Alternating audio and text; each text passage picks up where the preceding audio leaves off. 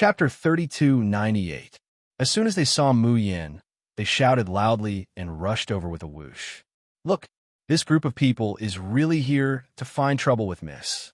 If they dare to behave atrociously in our Liberty City, they have to see if our 100,000 troops agree. Miss, step back and be careful. We will protect you. Butcher clenched his fists and was about to rush forward with Old Go. However, the next moment, something that dumbfounded them happened. Beidang Yi, who was at the front, bowed deeply to Mu Yin with his eyes shining and said loudly, "City Lord Jun, thank you for the talisman.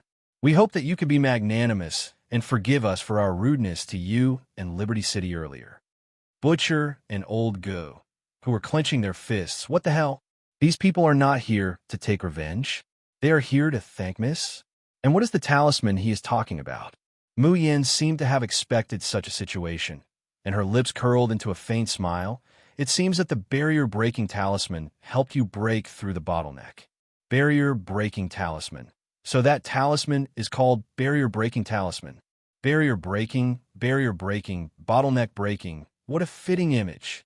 Beitang Yu was completely Mu Yan's die-hard fan. Butcher, Old Go, and the rest were stunned when they heard the flattering words coming out of his mouth. Mu Yin was non-committal. Since the barrier-breaking talisman is useful, Liberty City can be considered to have compensated fellow Taoist Beitang for your loss. May I know why you are here today? Before Beitang Yi could speak, an old man beside him bowed and said, "I am Zhao Yu, the Hall Master of the Dark Moon Palace's Qingying Hall. I specialize in the cultivation and education of the younger generation of disciples. I specially came here today to ask where the barrier-breaking talisman that City Lord Jun gave Beitang Yi came from. If you can tell me where to buy it, the Dark Moon Palace is willing to offer a large reward." That day, Beitang Yi held the barrier-breaking talisman in his hand and returned to the Dark Moon Palace in exasperation. Although he was unwilling, he was still not as good as others. Beitang Yi could only swallow the anger in his heart and focus on cultivation. However, because he couldn't calm down, he couldn't break through the originally loosened bottleneck. In annoyance, he grabbed the wrinkled talisman in his pocket and subconsciously activated it with spiritual power. The next moment, a wondrous feeling swept through his body. Those problems that made him restless and uneasy, that he couldn't solve no matter how hard he tried. At this moment, it suddenly became extremely clear. Then he broke through. He easily advanced from the middle rank of the profound life realm to the high rank without any difficulties. What was even more amazing was that the barrier-breaking talisman had only burned halfway. Half of the talisman paper turned gray, while the other half was still flickering with a faint golden light. Beitang Yi was pleasantly surprised, but he was even more puzzled. He hurriedly gave the remaining half of the talisman to his martial uncle Zhao Yu, who was not in seclusion. However, even though Zhao Yu was experienced and knowledgeable, he had once been to the spirit-gathering city where the family, which specialized in crafting talismans, was located. However, he had never seen such a talisman before. Weren't talismans only used for healing, attacking, defending, and assisting in battle? How could it help others advance? Zhao Yu found a disciple who was stuck at a bottleneck to experiment with the remaining half of the talisman. Although the disciple didn't manage to break through the bottleneck completely, he still managed to do so. However, with the help of this talisman, he found the key to breaking through. This time, all the people in the youth hall couldn't sit still. Zhao Yu didn't waste even a moment. He grabbed Beitang Yi and asked him to lead the way to Liberty City. Chapter 3299. He did not know where this young girl had obtained such a heaven-defying talisman. Could it be related to the family? A side branch from the family? But no matter what, as long as they could find a way to purchase this kind of barrier-breaking talisman, how could their Darkine Palace not be able to prosper? Mu Yin meets Zhao Yu's anxious and expectant eyes and says with a slight smile, "The barrier-breaking talisman was drawn by me, and there is no other. If you want to buy it, you can, but the price..." "Wait, little girl, are you messing with me?" Zhao Yu's expression instantly became very ugly. How could you possibly draw such a heaven-defying talisman at your age? Mu Yin raises her eyebrows. With a flick of her wrist, a stack of talismans that look exactly the same appear in her hand. Forget it, there's nothing to fuss about. If you say I didn't draw it, then I didn't draw it. But the barrier-breaking talisman can only be taken out by my Liberty City and Mayan. There's no doubt about this. How is it? Can we talk about the deal now? These are all barrier-breaking talismans? Looking at the thick stack of talismans in the young girl's hands, Zhao Yu and the rest of the Dark Een Palace stared at her with wide eyes. If they had these talismans, almost all of their Dark Een Palace's younger generation disciples would be able to break through. Zhao Yu swallows his saliva, nervously looking at Mayan. I wonder how Lord Jun would like to sell these talismans. Just as the girl in front of him said, she could take out so many barrier-breaking talismans. Whether this talisman was drawn by her or not was no longer important. Mu Yin narrowed her eyes in satisfaction. I was waiting for you to say this. With a wave of his hand, a long list fell into Zhao Yu's hands. I've already marked the materials on this list in descending order and the corresponding number of crystals. The barrier-breaking talisman is priced at 1 million high-grade crystals. Why don't you buy it yourself? Zhao Yu's heart trembled when he heard that the barrier-breaking talisman was priced at 1 million top-grade crystal stones. Profound Een Palace was only the fourth largest force in Blue Wave City. It really didn't have the wealth of the One Nation, 3 alliances, 6 families, and 8 great sects to be able to casually take out a few million crystal stones without any heartache. Only someone like Beitang Yi, who had an extraordinary family background. Damn it! Should he buy the barrier-breaking talisman? I'm not satisfied if I don't buy it. However, he really couldn't afford to buy it. Just 10 pieces of paper was enough to stretch the entire Qingying Hall. Zhao Yu frowned as he looked at the list in his hand. Suddenly, his eyes lit up. The list was densely packed with materials. Some were common, and some were rare. But the corresponding crystals behind each one were higher than the ones on the market. In other words, if he used these materials to exchange for the barrier-breaking talisman, he wouldn't have to pay such a terrifying amount of 1 million crystals for each talisman. As if she had seen through Zhao Yu's doubts, Mayan chuckled and raised her voice. I've noted down the quantity of the items on this list, and I'll post them next to the city gate of Liberty City. Anyone who finds the materials on the list can go to the city to exchange for the corresponding barrier-breaking talisman coupons. As long as you collect 1 million crystal worth of coupons, you can obtain a barrier-breaking talisman. Upon hearing this, the people of Liberty City, who had only come to watch the show, went crazy. Butcher and Old Gu were also eager to try. Their original cultivation bases were very high, but now that they had just started to recover, they were only at the mysterious life realm. If they could obtain a barrier-breaking talisman, would it be able to speed up their breakthrough to the opening mountain stage? Chapter 3300.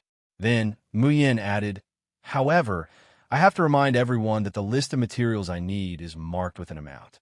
Once the amount reaches the upper limit, this kind of material can no longer be exchanged for a voucher for the barrier-breaking talisman. Once all the materials have been collected, if you want to buy a barrier-breaking talisman, you have to spend 1 million crystals. So, those who want to exchange materials for the barrier-breaking talisman must hurry up. Quick hands get it, slow hands get nothing. Whoosh! The crowd suddenly set off a storm. Look, the materials below are not rare, but we need a lot of them. We can go to the opposite mountain to collect them. I collected a lot of the saliva of the fire toad by chance. I didn't expect that the city lord could exchange for so many shopping vouchers. This time I'm rich. Maybe I can also get a barrier-breaking talisman. Listening to the excited discussions around him, Zhao Yu became anxious. City Lord Jun, my Dark Een Palace has all these materials. Please keep the barrier-breaking talisman for us. I'll go back and get it. After saying that, without waiting for Mu Yan's response, he turned and left as fast as lightning. Mu Yin smiled as she watched his departing figure, feeling extremely satisfied in her heart. Now, she had collected more than 3 sets of materials to forge the 7 natal swords. If it weren't for the fact that the core materials that Li Weiran found were really hard to find, Just the things on the list, she could easily gather dozens of sets. Qi Xiaowang, are you satisfied now? Qi Huang. Humph. Wait until you find a refiner and forge the 7 natal swords. TCH. Muyin curled her lips proudly. Do you think I don't know the importance of a refiner? When the 6 Stars Pagoda was opened, I asked Zhou Zixuan to recruit refiners. Now, in Liberty City, there are more than 1 or 2 powerful refiners. In response to her, Qi Huang let out an ambiguous hee-hee chuckle. Then, 3 days later, when she collected the first batch of materials to forge the natal swords, she finally understood what Qi Huang's hee-hee meant. You said you can't forge it? Mu Yin looked at the white-haired old man in front of her, who was said to be the best blacksmith that Zhou Zixuan had recruited, and said in disbelief. The blacksmith frowned and shook his head repeatedly. Miss, I've been studying blacksmithing for more than 100 years. Although I'm not at the first-rate level, I have some knowledge. But the materials you took out couldn't be refined together at all. Forgive me for my lack of talent and knowledge, but I really can't do it. This time, Mayan is dumbfounded. Qi Huang, are you sure the list of natal swords you gave me is correct? Qi Huang snorted, his chin almost reaching the sky. Who are you talking to? Your 7 absolute sword was born from Tian and Mo-Chin. Strictly speaking, it's an accessory of Tian and Mo-Chin. Is there anyone in this world who knows how to refine the 7 supreme swords better than me? Mu Yin, then will you refine it for me? Qi Huang's expression darkened, and he said unwillingly, I'm not good at forging. What about the Shun musician skills? Mu Yin has a glimmer of hope. Aren't Shun musicians omnipotent? I remember that the inherited memories also mentioned refining weapons. Can you unlock a skill related to refining in advance for me? Hearing this, Qi Huang's face darkened even more. I have no memory of refining weapons, and Shun musicians don't have any skills related to refining. How do I unlock it? Chapter 33:01. Huh, there isn't? That can't be right. She clearly remembered that when she received the inherited memory, it said that the music of Shun musicians could not only attack, but also cure diseases, but also concoct medicine, forge weapons, and promote the growth of spiritual plants. In short, it could be said that Shun musicians were omnipotent in terms of cultivation, assistance, and combat. Why didn't Qi Huang have any memory of refining weapons? And Shun musicians didn't have any skills related to refining weapons, right? Medical martial arts and alchemy. There really wasn't a category that could be classified as refining weapons. Mu Yin thought for a moment, then threw this doubt to the back of her mind. The most urgent matter now was how to refine her natal sword. Miss wants to find a more powerful refiner? Hearing Mu Yin's request, Zhou Zixuan frowned deeply. The few weapon refiners that he had found were already the best in the area. If even such refining masters couldn't meet Miss's requirements, perhaps only the Sacred Heaven Alliance of Mount Lingmiao can meet your requirements. Sacred Heaven Alliance? Zhou Zixuan nodded. 1 country, 3 alliances, 6 families, and 8 sections. The Sacred Heaven Alliance has a very high status, almost second only to the Lan royal family. When speaking of the Lan royal family, Zhou Zixuan's hands hanging by his side tightened, and a hint of depression flashed in his eyes. But he quickly covered it up. The reason why the Sacred Heaven Alliance has such a high status, in addition to having an old ancestor at the peak of the heaven-breaking realm, is that the spirit masters they recruit are usually deliberately chosen to be of 2 types, one for fighting and the other for refining weapons and formations. The 2 sides complemented each other, which made them stronger and stronger. But there is one problem. Zhou Zixuan paused, looking at Mu Yin with some hesitation. Unless there are special circumstances, the magic weapons, formation plates, and elixirs refined by the Sacred Heaven Alliance are generally only used by the disciples of the Sacred Heaven Alliance. If Miss really asks the Sacred Heaven Alliance for help, even if they are willing to refine for you, I'm afraid they will ask you to join the Sacred Heaven Alliance with Liberty City. Mu Yin frowned. There was actually such a rule. That was more troublesome. Clear Sky Sect, Blue Wave City, Floating Island. As one of the 8 major sects of 1 country, 3 alliances, 6 families, and 8 sects, Clear Sky sect almost occupied most of the land in Blue Wave City. The grandeur of the palace and the vastness of the sect was not something that the Darkeen Palace, which was ranked 4th, could compare to. At this time, Wang Wenhan, one of the 10 protectors of the Clear Sky sect, frowned slightly as he looked at the female disciple kneeling in front of him, her face covered in snot and tears. Master, you must seek justice for Little Chan. Even if Little Chan has already left the Myriad Swords Manor and followed you. Master, the Myriad Swords Manor is still the place where Little Chan came from. Now, they've been killed so casually. In the future, when other people talk about it, where is Little Chan going to put her face? This woman who called herself Xiao Chan had a delicate and charming appearance, and her figure was well-proportioned and hot.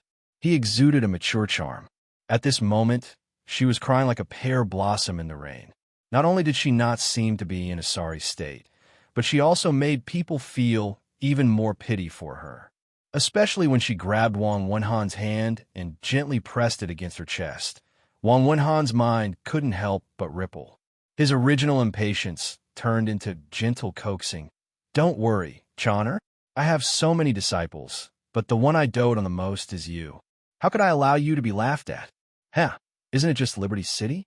If you don't like it, I'll destroy it for you. Chapter 33:02. Hearing that, Xiao Chan finally smiled through her tears. She grabbed Wang Wenhan's hand and shook it. Master, I'll come for you tonight. Leaving behind these meaningful words, the woman gracefully and seductively left.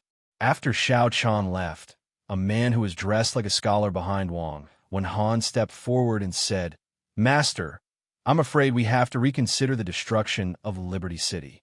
What do you mean? Wang Wenhan was originally thinking about the erotic scene at night. She was suddenly interrupted, and her expression was very impatient.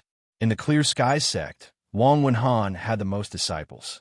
Most of the men were truly talented and had extremely powerful cultivation. They were responsible for helping him gain face and status in the Clear Sky sect. The women, on the other hand, only cared about their looks. Although they were his disciples, they were actually Wang Wenhan's mistresses. He liked the taste of forbidden love affairs. Luo Jinhua bowed and said, Master, I'm afraid you don't know that Liberty City has been selling a kind of talisman that can help people break through bottlenecks recently, right? A talisman that can help people break through bottlenecks? How is that possible? Only elixirs or top assistants could help people break through bottlenecks. Since when had he ever heard that talismans could help people break through bottlenecks? It's absolutely true. The people of the Dark Moon Palace have almost emptied their warehouses in exchange for enough barrier-breaking talismans. Recently, their disciples of the younger generation have made breakthroughs one after another. It's not hard to imagine that the Dark Moon Palace will develop very fast in the next few years. I'm afraid that they will be among the top 3 in Blue Wave City very soon. Hearing that, Wang Wenhan finally sat up straight with a solemn expression. Is Liberty City really selling such incredible talismans?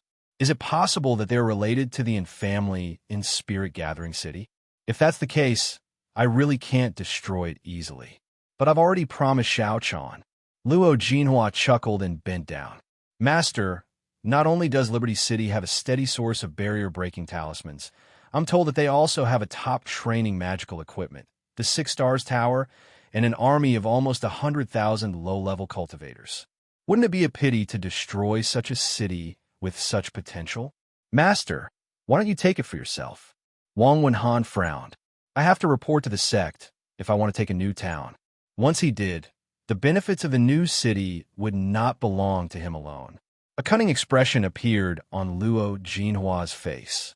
He took out a scroll from his bosom and unfolded it in front of Wang Wenhan. Master, please take a look. This is the city lord of Liberty City. Her name is Mayan. Wang Wenhan abruptly stood up from her seat when she saw the beautiful girl in the painting. Her eyes were glued to the painting. There is only one sentence echoing in his mind. This woman should only exist in the heavens. How many times can I see her in the human world? Luo Jinhua said thoughtfully, Why do you need to summon Liberty City to surrender, Master? As long as you recruit the beautiful city leader as your disciple, won't the entire Liberty City be yours? Wang Wenhan's eyes shone brightly, and even her breathing couldn't help but quicken. If, if, if, if, if, if, if, if, if, if, shall, could, June, if, can, if, can, Chan, would, if Luo Jinhua thought for a moment. Taking her as a disciple might be unfair to Miss June, but what if?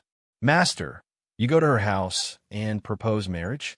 You're one of the 10 guardians of the Clear Sky sect, and you don't have a wife right now. Whatever June Mayan's identity is, even if she is the daughter of the Yin family, so what? It won't be a disgrace for her to be with you, Master. Chapter 3303. All right, very good. Wang Wenhan slapped the table and stood up, saying excitedly, I'll leave the betrothal gifts to you. Jinhua, if you do this well, Master will definitely not mistreat you. Clear Sky Sect. Mu Yin put down her brush, raised her head, and said in surprise, Is it one of the 8 great sects? What are they doing here? Logically speaking, for a colossus like the Clear Sky Sect, a small town that had just risen to prominence like Liberty City was nothing to them. Could it be that he had come to take revenge for the 10,000 Swords Manor? He seemed to have heard from Zhou Zixuan and the others that some of the women cultivated in the 10,000 Swords Manor were sent to the Clear Sky Sect. However, when she arrived at the main hall, Mu Yin found that the people of the Clear Sky Sect were all smiling, their expressions indescribably respectful. The leader was a middle-aged man with a long face and a hooked nose. Seeing Mu Yin come out, the man's eyes suddenly widened. His gaping mouth couldn't close for a long time, and there seemed to be a suspicious liquid flowing down the corner of his mouth. Luo Jinhua nudged Wang Wenhan lightly and said in a low voice, Master, this is City Lord June. Wang Wenhan suddenly came back to his senses, and the greed in his eyes almost turned into substance and overflowed. He had thought that the painting was beautiful enough, but he didn't expect that he would only know after seeing the real person. That painting didn't even capture 1/10,000th of the woman's charm. Wang Wenhan steadies his mind, coughs lightly, and gracefully makes a deep bow towards Mayan. This one is Clear Sky Sect's law protector, Elder Wang Wenhan. I have heard that Miss June of Xiaoyao City is intelligent and beautiful, and I have admired her for a long time. Therefore, today, I have specially come with betrothal gifts to propose marriage. After saying this, Wang Wenhan raised his chin high, his face full of satisfaction. He simply doesn't think that there's a possibility that Mayan would refuse. He was not recruiting a woman as a disciple on the surface, but a lover in secret. She was Wang Wenhan's official wife. Countless female cultivators in the world yearned for it. How could this June Mayan not be wild with joy? However, when he looked over, he saw the expression of the girl opposite him as if she had been struck by lightning. Mother! Wang Wenhan was wondering what this woman meant. Could it be that he was so happy that he became stupid? The clear voice of a child came from outside the door. Immediately after, a little boy carved from jade pounces into Mu Yan's arms and rubs against her.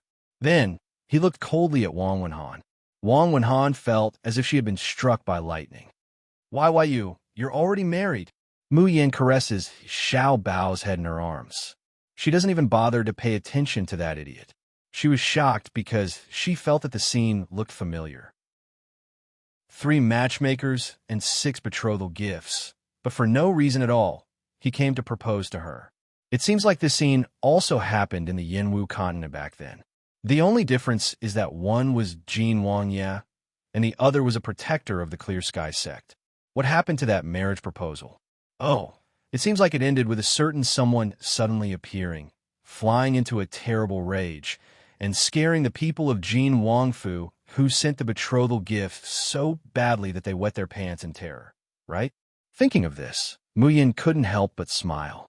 On the other side, Wang Wenhan calmed down after listening to Luo Jinhua's whispers, but her expression was still very ugly. I didn't expect you to be married and even have a child at such a young age. As a woman, you should cherish yourself and scrupulously abide by the ways of a woman. If you don't know how to behave yourself, then you're not qualified to be my, Wang Wenhan's official wife. But considering that you have some looks and ability, as long as you bring Xiao Yao City to me, I'll promise you the position of a noble concubine. How about it? Chapter 3304. Xiao Bao's face turned cold, and he was about to make a move. A clear voice came from outside the door. If I can marry mine like this, I don't want Liberty City. The betrothal gift is 10 times more than his, no, 100 times more. As he spoke, a man in white with red silk over his eyes slowly walked into the hall. He didn't approach Mayan, but came before Wang Wenhan. He tilted his head slightly and looked at him for a long time with a faint smile. Then he slowly spat out a sentence. Wang Wenhan's face suddenly became so gloomy that it could drip water, and his eyes were full of anger. The man in white said the last sentence in a very soft voice, but he heard it clearly. A toad wants to eat swan meat. Why don't you take a piss and look at yourself? Are you worthy? Wang Wenhan suddenly raised his hand and gathered spiritual power, then fiercely slapped the youth in front of him. However, the next moment, he felt his vision blur, and the figure disappeared without a sound. Wang Wenhan felt as if she had punched cotton. She turned her head to look. He turned his head and saw that the man in white was already in front of Mayan. He said with an expectant tone, Mayan, what do you think about my suggestion just now? In addition to 100 times the betrothal gift, I can also help you get rid of this burden. I guarantee that you will never have any future troubles. Mayan rolled her eyes and was too lazy to care about him. This guy was a pushover. Give him a little sunshine and he will shine. Give him a little rain and he will flood. She would be stupid to care about this nonsense. Xiao Bao glared at Li Weiran angrily and gritted his teeth. Dream on. Mother is Xiao Bao and father's. Li Weiran crossed his arms and said with a smile, Little guy, I saved your life in Kangwu City that day. Is this how you talk to your savior? Xiao Bao's little face turned red with anger, but he couldn't refute, because this scoundrel really saved his life. Mayan picked up Xiao Bao and said indifferently, Zixuan, send the guest off.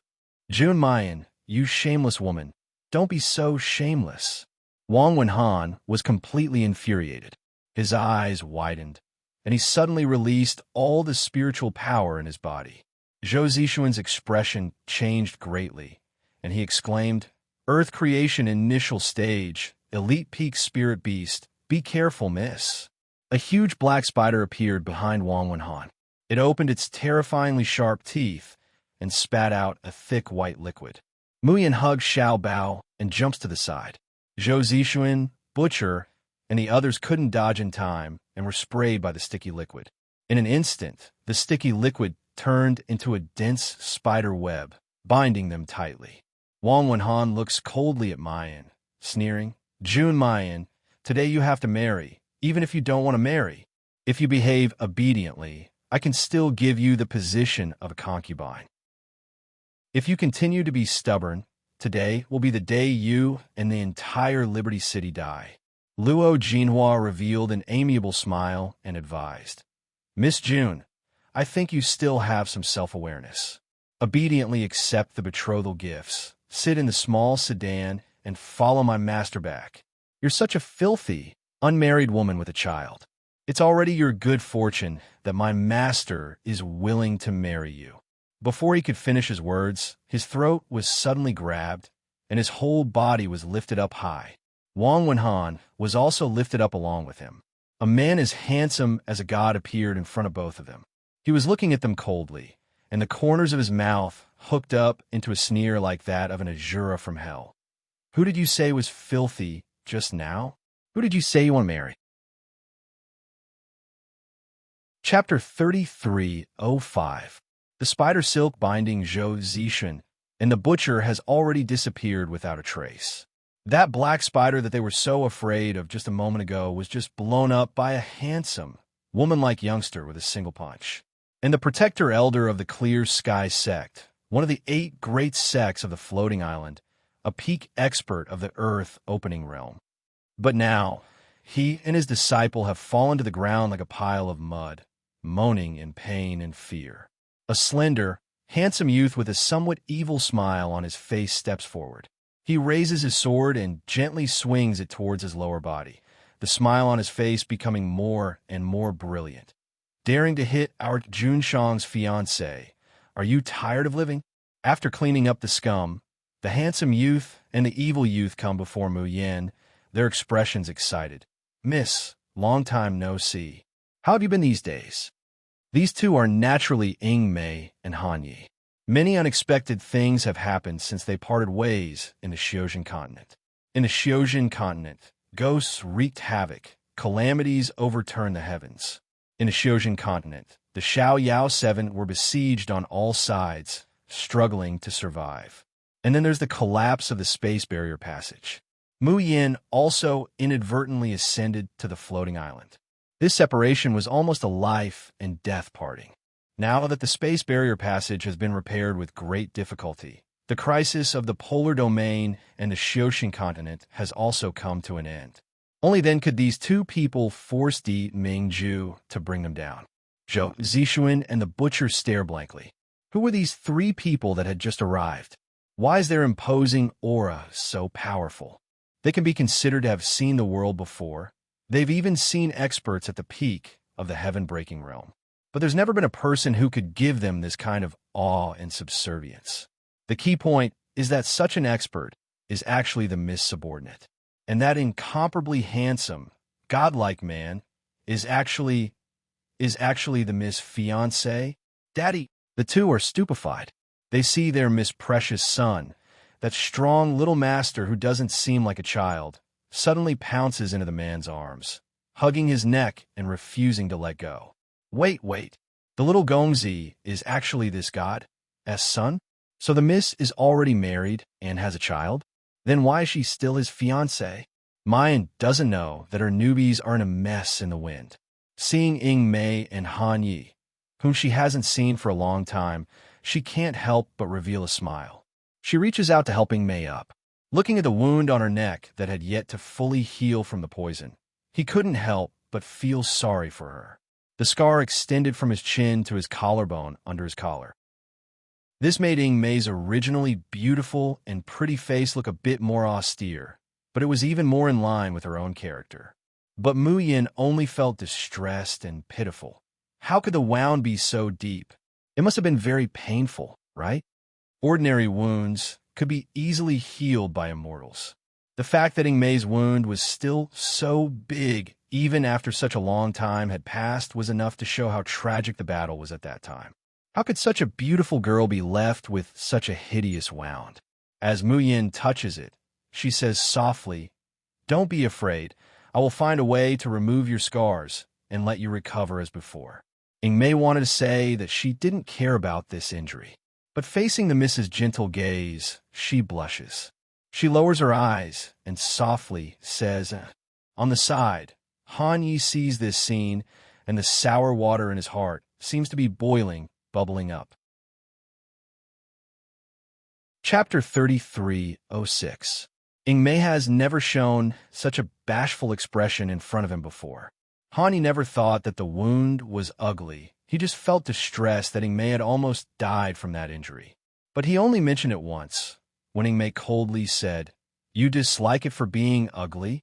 He was so scared that he didn't dare to say another word from then on. But when it comes to the Miss, Ying Mei actually played it down and agreed. "Boo-hoo, little shadow. You really have some unspeakable feelings for the Miss." At that time, he shared a room with the Miss, a lone woman, and spent the night. Even he didn't have such treatment. If there was a small handkerchief at this time, Han Yi would have already grabbed it in his hand, pulling and biting it. The other person, who is burning with jealousy, has a much more direct reaction than Han Yi. Di Mingju releases Xiao Bao, and in 2 or 3 steps, he walks in front of Mu Yin and pulls her into his arms. Almost gnashing his teeth, he says, "There's only Ying Mei in your eyes, and not Ben Jun." Mu Yin couldn't help but laugh out loud. Jun Shangdaren's radiance is boundless, a beauty crowning the masses. How blind must I be to not see it? What beauty crowning the masses? He is the dignified Dijun of the polar domain. How can he be described like this? Then he thinks of the conversation he just heard outside. Ming Ju's complexion sinks a bit more. He grabs Mu Yan's waist and firmly fastens her onto his body. Bin Jun's yin is really popular. Now, someone has come to propose marriage with betrothal gifts. Very obviously, Ming Ju, like her, also remembers that scene in the Yinwu continent. At that time, Mu Yin still didn't love Ming Ju, so she didn't hesitate to say ruthless words like, "It's none of your business," and "I only love Xiao Bao's biological father." Ming Ju thinks of Mu Yan's resoluteness that day, and how she couldn't forget Xiao Bao's biological father. His heart feels like it's being gnawed by millions of ants. Looking at Wang Wenhan and the others lying on the ground, his gaze is like it's dipped in poison. Wang Wenhan didn't have the strength to fight back against Ming Ju just now. Later, Han Yi directly crippled his lower body. At this time, he's in so much pain that he doesn't want to live, very weak and insane. Ever since he became a protector of the Clear Sky sect, he's already lost. However, all of this hatred, in the face of Ming Ju's ice-cold and merciless gaze, as if he was looking at an ant, completely transformed into extreme fear. The man in front of him was too powerful. It was so powerful that he felt a bone-chilling fear.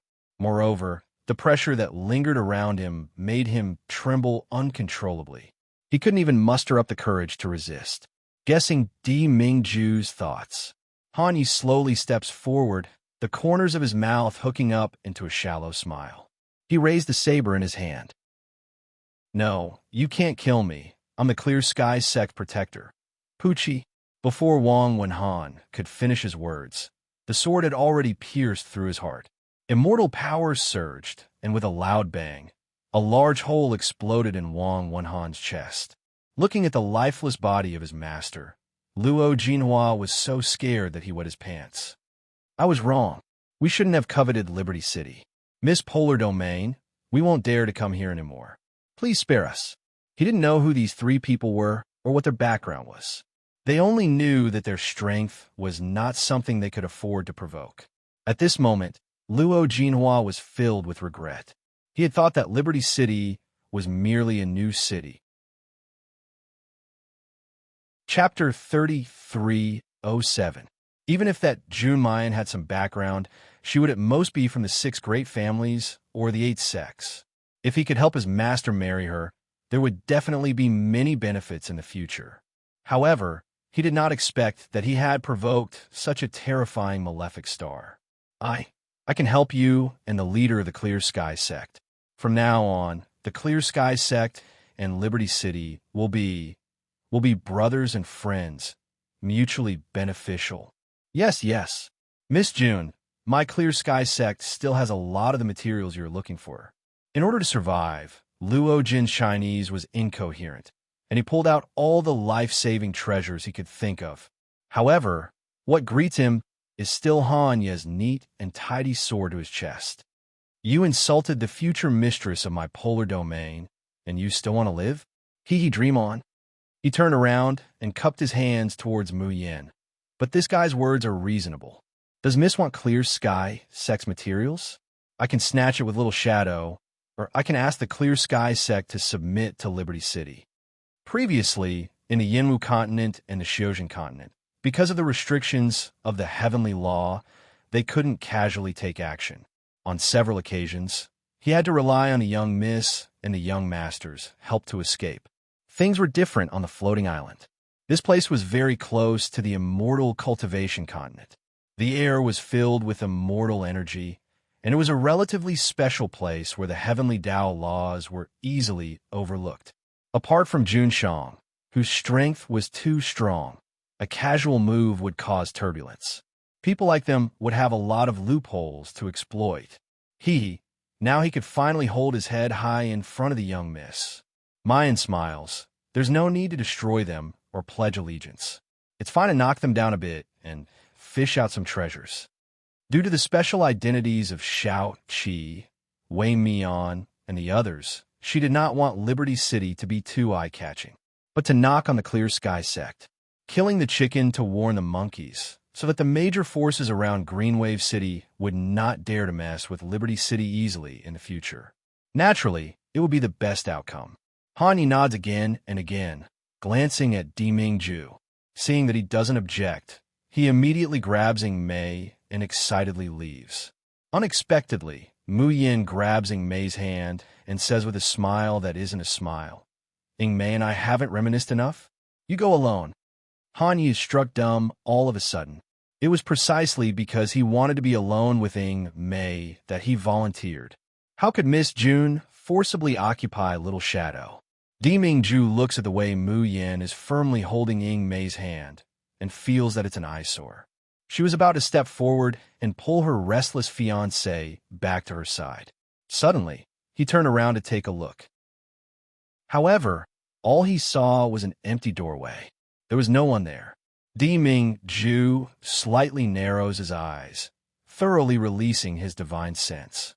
In the next moment, on a distant hill, a tall, snow-white figure appeared in his mind. Amidst the green of the mountains and the white silk sleeves, there was also a glaring blood red. It was that person outside the shattered rock hill, the Li Weiran that Mu Yin mentioned. Who was this person? Diming Ju's heart skips a beat, and his figure flashes as he disappears from where he stood.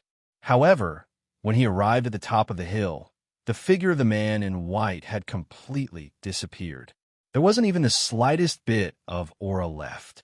Diming Ju's sword-like eyebrows tightly knit together, his eyes are ice-cold, and his gaze is as sharp as a knife. Diming Ju, what's wrong? Mayan and Ying Mei Han Yi have already arrived at his side at some point. Diming Ju looks at Mayan, his eyes like lightning. The Li Weiran you mentioned before, is he also in Liberty City? Chapter 33:08. Speaking of Li Weiran, Mu Yin inexplicably feels a little guilty. That's not right. Why would she feel guilty? This person's cultivation was higher than hers, and he was more cunning than her. She couldn't beat him or chase him away. What else could she do? Moreover, this person had saved Xiaobao's life and clearly stated his conditions. She had no other choice but to accept. Mu Yin recounted Li Weiran's actions over the past few days. Han Yi frowns. Jun Shang. This subordinate has never heard of such a person in any sect in the Xiaoxin continent. Ying Mei. This subordinate will send the order back and let the people of the Xian department investigate this. Diming Ju doesn't speak, but frowns. He saved Xiao Bao. Did he want something from the Tianguang ruins? Could these words be trusted? Just as he was thinking, someone suddenly hugged his thigh. Diming Ju looks down to see a delicate and pretty little face looking up at him, revealing a nervous expression. Xiao Bao only has one father. Xiao Bao doesn't want anyone else to be his father. The corner of Diming Ju's mouth twitches.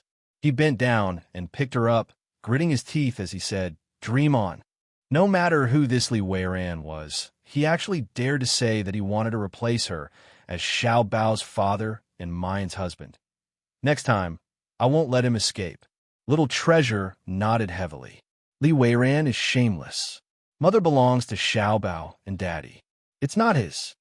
Diming Ju lowers his head and glances at him. Your Nyangqin can only be mine. Xiao Bao puffed up his cheeks and glared at the man hugging him. Mother mine. Just a moment ago, the father and son were extremely close and united against a common enemy. But now, they turned against each other at any moment.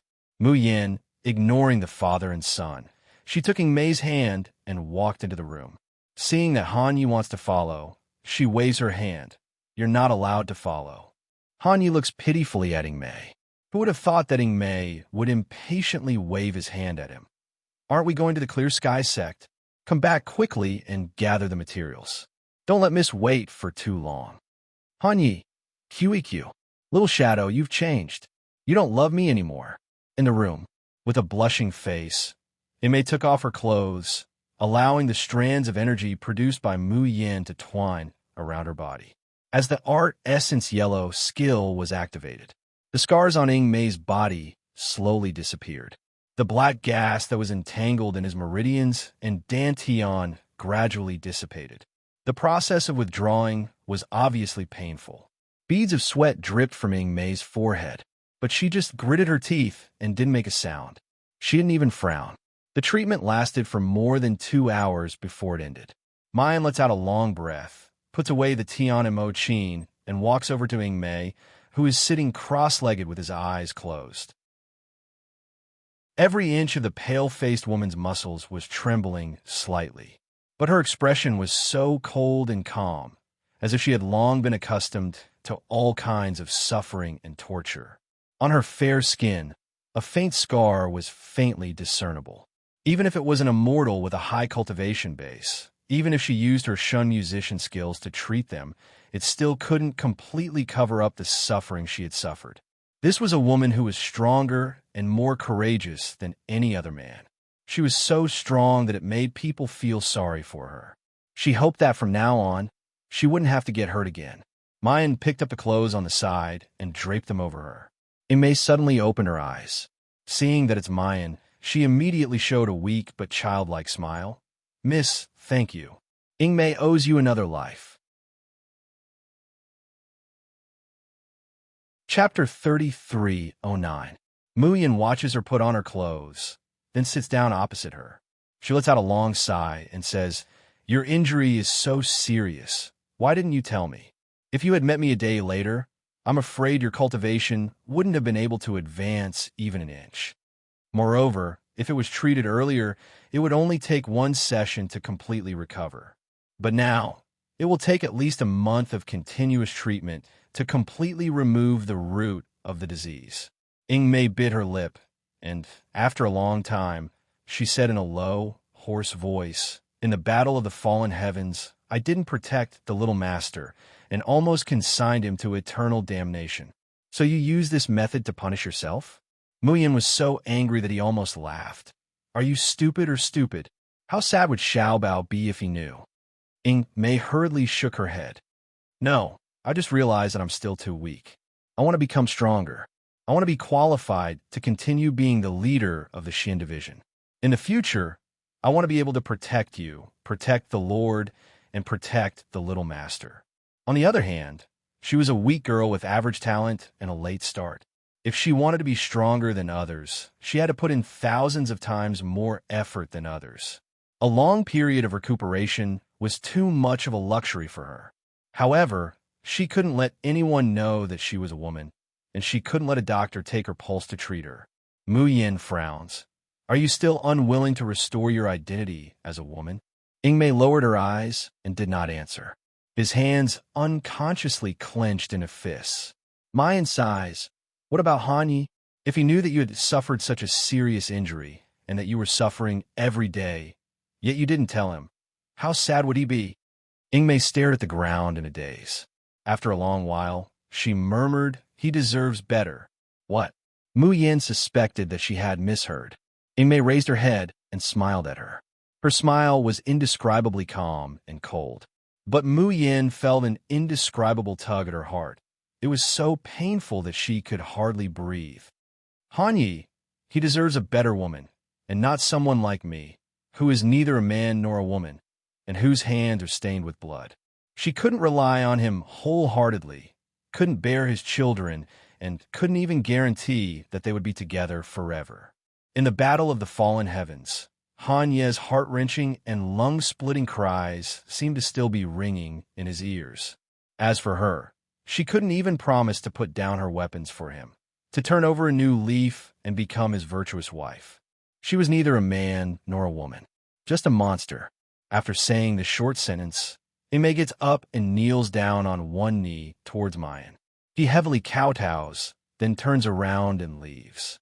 In any case, she had already sworn to be loyal to Jun Shang for the rest of her life, to protect Jun Shang and Mississippi. In any case, from the moment she chose to disguise as a man and became the leader of the Xin division, she no longer longed for a peaceful, loving, and ordinary life. She had thought it through so thoroughly, but when she turned around, sparkling tears still streaked down her cheeks. Mayan stares blankly at the lit candle in the room, her expression absent-minded. The sound that came into her ears went in from one ear and out from the other. He didn't hear what was said at all. Finally, the person who spoke couldn't take it anymore. He grabbed her chin and forced them to look at each other. "Jun Mayan, Don't push your luck. Benjun has already agreed to let you treating Mei for 4 hours. Now that the treatment is over, why are you still so absent-minded? Could it be that my position in your heart is really inferior to Ing Mei? Muyin comes back to her senses and sees the man's gloomy and handsome face. She can't help but burst out laughing. Chapter 33:10. After laughing, Muyin felt a little sad and distressed, as well as the helplessness of hating iron for not becoming steel. She hugs Di Mingju's waist and presses her face against his chest. She repeats what Ing Mei just said to him, who knew that after Junshang heard this, he snorted coldly and said disdainfully, "Groundless trouble, baffling." Pucci. Muyin couldn't help but laugh out loud. For someone like Di Mingju, who has had a venerated status since childhood and whose self-confidence is off the charts, perhaps he simply doesn't know what the so-called inferiority complex is, right? In fact, Muyin herself is also such a person. Confidence, arrogance, determination. In the beginning, they would avoid and hesitate when they weren't sure of their feelings. Once she confirms that she likes Di Mingju, she never thought of retreating. Even if this person is the emperor of the polar domain, and she herself was just a mortal of the Yinwu continent, with a child with an unknown biological father at her side. She feels that she isn't worthy of Di Mingju, but she has never thought of retreating. If he wasn't worthy of her, he would work hard to make himself worthy of her. If there was a gap in contradiction, then he would think of a way to meld it down bit by bit. Mayan couldn't help but reach out and press down on Di Mingju's head, forcing him to bend down slightly. Only then does she intimately whisper in his ear, "Ing Mei still doesn't understand." In this world, in a vast sea of people, to be able to find someone who is mutually in love with you, and also to have the opportunity to stay with you for a long time, is not an easy thing. The corner of Di Mingju's mouth faintly rises, his eyes flashing, but he lets out a light snort from his mouth. "Are you asking for mercy from Benjun? How is this begging for mercy? I'm clearly confessing to you." Muyin said slowly, "Yinyu, how lucky am I to be able to meet you in the 3 realms, fall in love with you, and not let go of your hand." Di Mingju's expression stiffens, a blush slowly rising on his cheeks. Looking at the woman in front of him, his eyes were so gentle that it seemed as if they could drip water. "Mayan, I wonder if Junshang is satisfied with such confession." Di Mingju embraces the person in his arms. He turns his head and snorts softly. In short, in the future, besides treatment, you're not allowed to put your energy on other people. Mayan couldn't help but laugh again. "Di Mingju, are you the reincarnation of a vinegar spirit? Ing Mei is a woman, and she's your subordinate." "Di Mingju, what's wrong with women? Didn't you hear from Bai Xie that the women in their world are called lesbians? Women are not safe either." Muyin laughed for a while, then put the matter down and talked about her natal sword. If she remembers correctly, Di Mingju also seems to be an expert in refining tools. However, the result was disappointing. Di Mingju's face is also dark, extremely vexed. Not on the floating island. Here, divine power is harder to control than in the cultivation continent. It's not dangerous, but those fragile natural treasures and her fragile life sword would obviously be destroyed. Muyin sighed, feeling very disappointed. "It seems that I can only go to the Holy Sky Alliance to find a top refiner." The thought of letting someone else have intimate contact with Mayan's natal longsword. Di Mingju's complexion is somewhat unsightly. Why not wait until the Xioshan continent to refine the natal sword? Muyin, she really wants to. She had to ask the little ancestor in her space if she agreed. Unfortunately, she couldn't leave the floating island for the time being. 7 brilliance. I don't care. The next time I see Luo Yunxiao, that pretty boy, if you cannot forge 7 natal swords, this venerable will not let you off. Muyin, 7 little brilliance, you still say that it has nothing to do with my little martial uncle? What kind of love-hate drama is this? Chapter 33:11. Qi Huang, who was in the space, flew into a rage once again. Mine doesn't pay attention to him anymore. Instead, she grabs Di Mingju's hand, her fingertips gently tracing the hollow of his palm.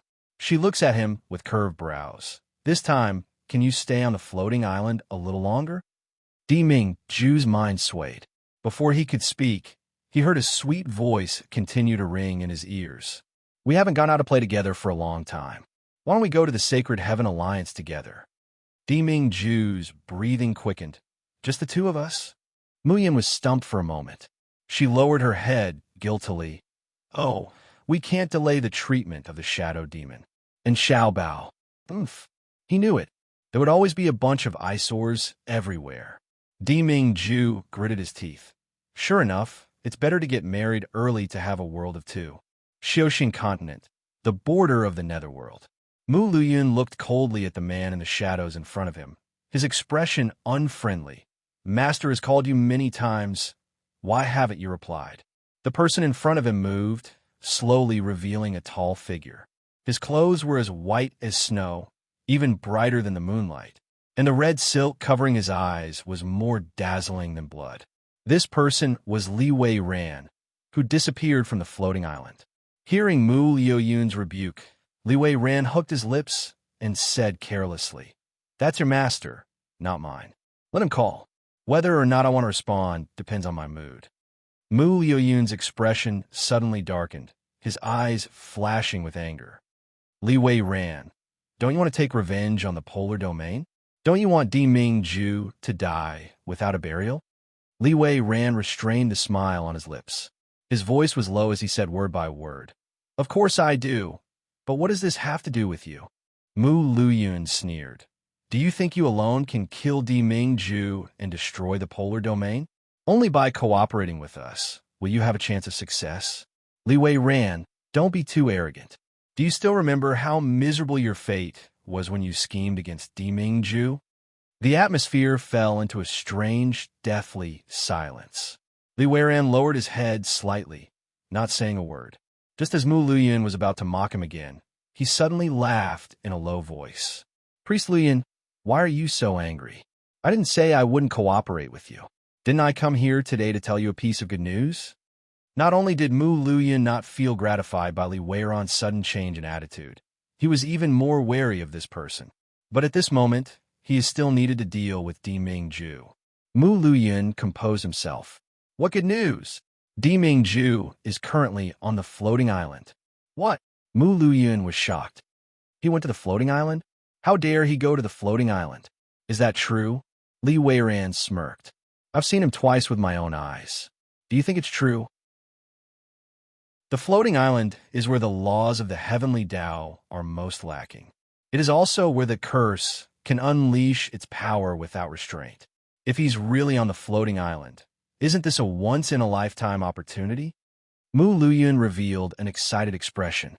He could not help but pace back and forth on the spot. Do you know why Di Mingju suddenly went to the floating island? Li Wei Ran smiled, but did not answer. Mu Luyun pretended that he did not know. He muttered to himself, This won't do. I must immediately report this to his lord. Li Wei Ran, you have never truly shown your face in front of the people of the polar domain. You're also good at controlling curses. When the time comes, the task of giving Di Mingju the final blow will be left to you. Chapter 33:12. Li Wei Ran obediently nods. Mu Luyun vigilantly and disgustedly looks at him, then turns around and disappears. Under the moonlight, only a tall figure in white stands alone in the night. After a long time, he takes out a jade box and gently opens it. A beautiful crystal-clear flower appears in front of him. Li Wei Ran stretched out his slender, jade-like fingers and gently stroked the petals. He murmured in a low voice, The humiliation and pain that I have endured, everything that was taken from me. Today, I will take it back from you all one by one. Di Mingju, are you ready? Suddenly, his waist shines with a hurried light. Li Wei Ran glances at it, the corners of his mouth curling up.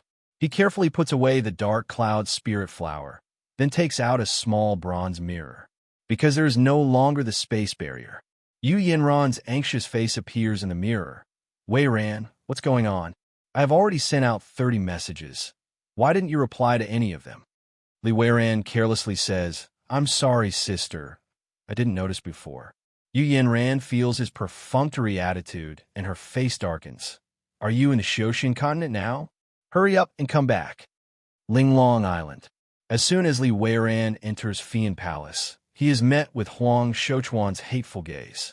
He casually smiles and walks in front of Yu Yanran, revealing a well-behaved smile. Sister, I'm back. Yu Yanran. Weiran, where have you been these past few days? Why didn't you reply to my messages? Li Weiran lightly says, Didn't I tell you? I was busy and didn't see. I think you've grown wings and are no longer willing to listen to Mrs. Orders. Huang Shouchuan can't bear it anymore. Li Weiran, didn't I tell you to kill Mayan and bring her head and the Tiana Mo Chin? So much time has passed. What have you been doing? Hearing the words kill Mayan, Li Weiran's eyes darken. A cold, murderous intent flashes in his eyes. But on the surface, he smiles. Didn't I not find the opportunity? Why is Deputy Island Master Huang so angry? Humph, did you not find the opportunity, or are you simply reluctant to kill Mayan? Huang Shouchuan sneered. Don't tell me you've already been captivated by that Shu musician vixen. Yu Yanran's expression suddenly changed as she looked up at Li Weiran. Weiran, is what Big Brother Huang said true? You really didn't reply to my message because of that evil Shu musician? Her voice was unconsciously raised, sharp and high-pitched. Li Weiran smiled perfunctorily. How could that be? Didn't I tell you? I didn't reply because I was busy. Fine, since you don't like it. Then go kill that Shun musician remnant for me right now. Yu Yanran's tone was hurried and fierce. Her eyes were bloodshot as she glared at Li Weiran. The smile on Li Weiran's face slowly disappeared, and he said calmly, Sister, don't throw a tantrum like a child. Tell me, why did you call me back? You've really been seduced by that vixen. Who knew that the more Yu Yanran spoke, the more agitated she became. Her body trembled slightly, and her expression was close to insanity. Why do you all care about Mayan? What's so good about her? She's obviously fickle and shameless, but you only see her and not me. Fine, you won't kill her, right? I'll personally curse her to death. Chapter 33:13. 1 second to remember, LoveNet, providing you with wonderful reading. Yu Yanran raises her hand, and a black light gathers in her palm. Her expression is malevolent and twisted, and her eyes are filled with a crazed, murderous intent. However, before the black light can completely condense, Yu Yanran's wrist is tightly gripped. Li Weiran is already standing in front of her. The red veil slowly falls from her face, revealing a pair of ice-cold blue eyes. Sister, don't expose each other and leave everyone some face. Isn't that good? Don't blame me for not reminding you. If anyone dares to hurt Mayan, I will take their life. Even if it's sister, it's the same. As soon as she says that, countless black threads twine around Yu Yanran's hand, swallowing the black light in her palm. Yu Yanran lets out a painful groan and falls to the ground with a thump. Miss, Huang Shouchuan nervously rushes over to help Yu Yanran up, his eyes full of hatred as he glares at the demonic man in front of him. Li Weiran, what are you doing? Miss is your savior. Are you going to bite the hand that feeds you? Oh, is that so? Then I'm sorry. Li Weiran claps his hands, smiling without sincerity. My memory isn't very good. I forgot that sister had saved me before. Sister won't blame me, right? That pair of ice blue eyes, the same as the man she yearns for day and night, looks over. Yu Yanran doesn't feel her heart palpitate, only full of fear. But after the fear, there's even deeper jealousy, hatred, and unwillingness. Zhu Mayan again. It's not enough that she stole Di Ming Zhu. Now she also wants to seduce Li Weiran. Based on what? That indiscreet, fickle woman. In what way can she compare to herself?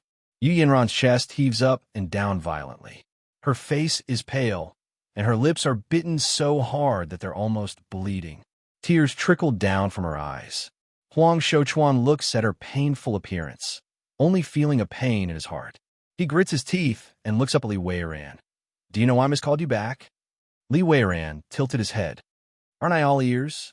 Huang Shouchuan clenches his teeth and suddenly throws out a jade slip. This is the news that Yu Jing brought back from the Yanwu continent. Take a good look at it yourself, okay? If you really have an interest in that Shun musician survivor and want to snatch him from the hands of the Emperor, this may be your only chance. Li Weiran raised his eyebrows in surprise. He pinched the jade scroll and sent his divine sense into it. Upon closer inspection, his pupils suddenly shrank, and the hand holding the jade slip trembled slightly.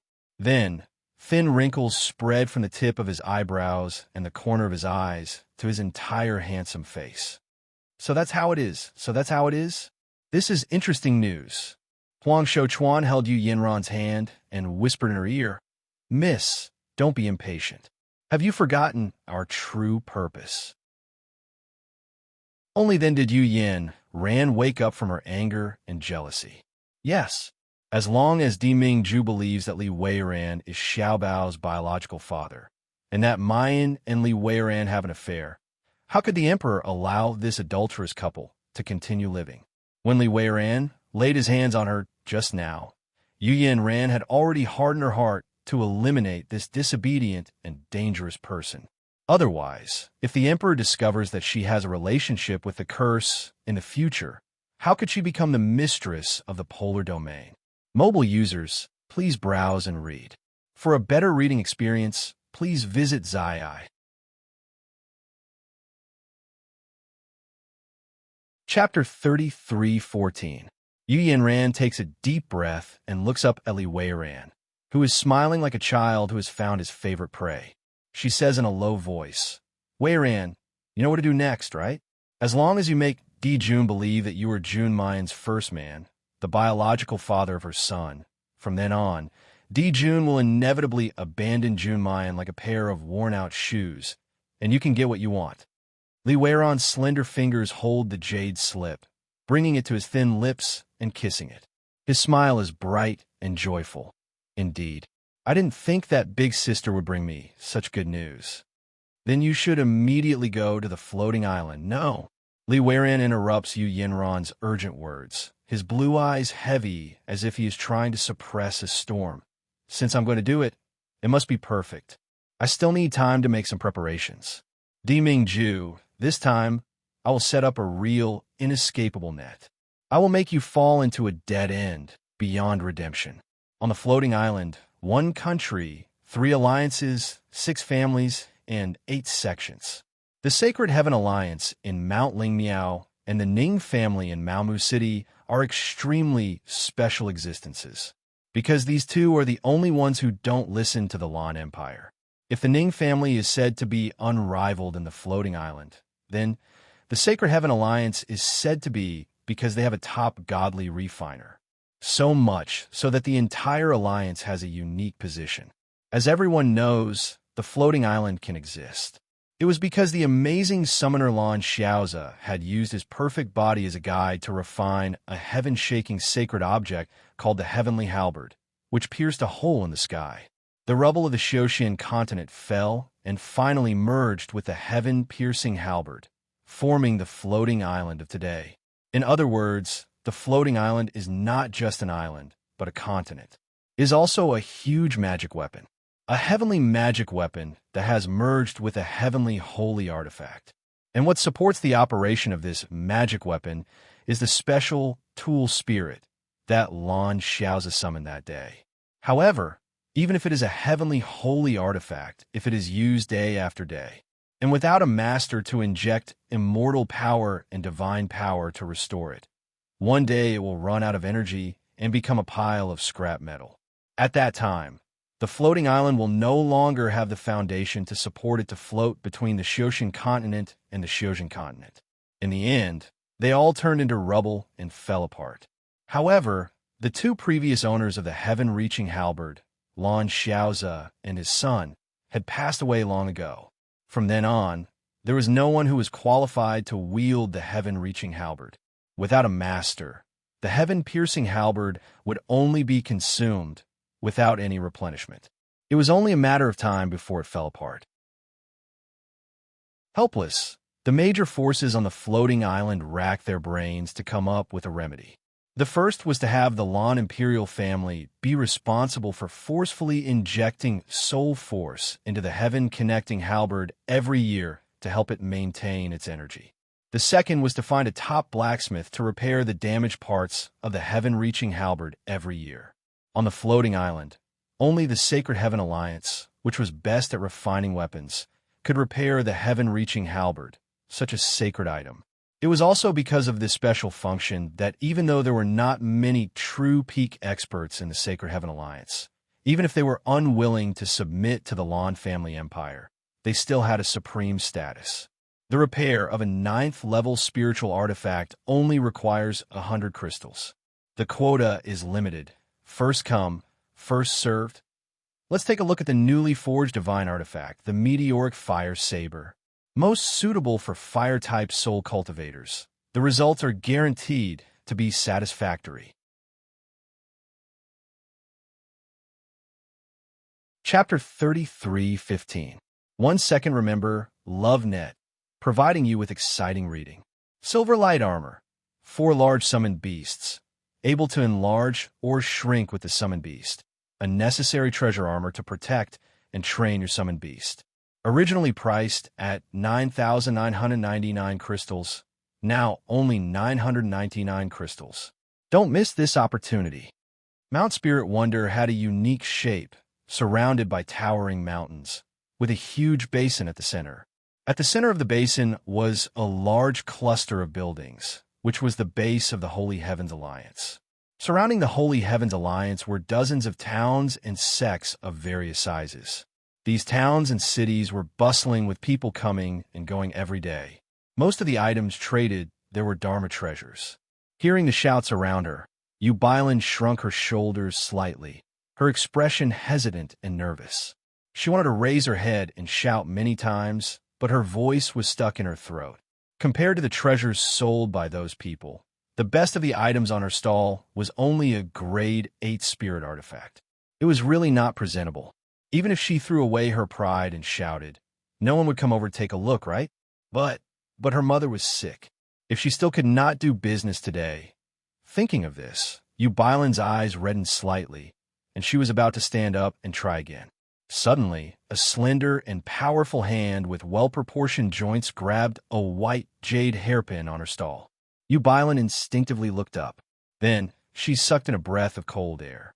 Her mouth was slightly agape as she stared blankly in front of her.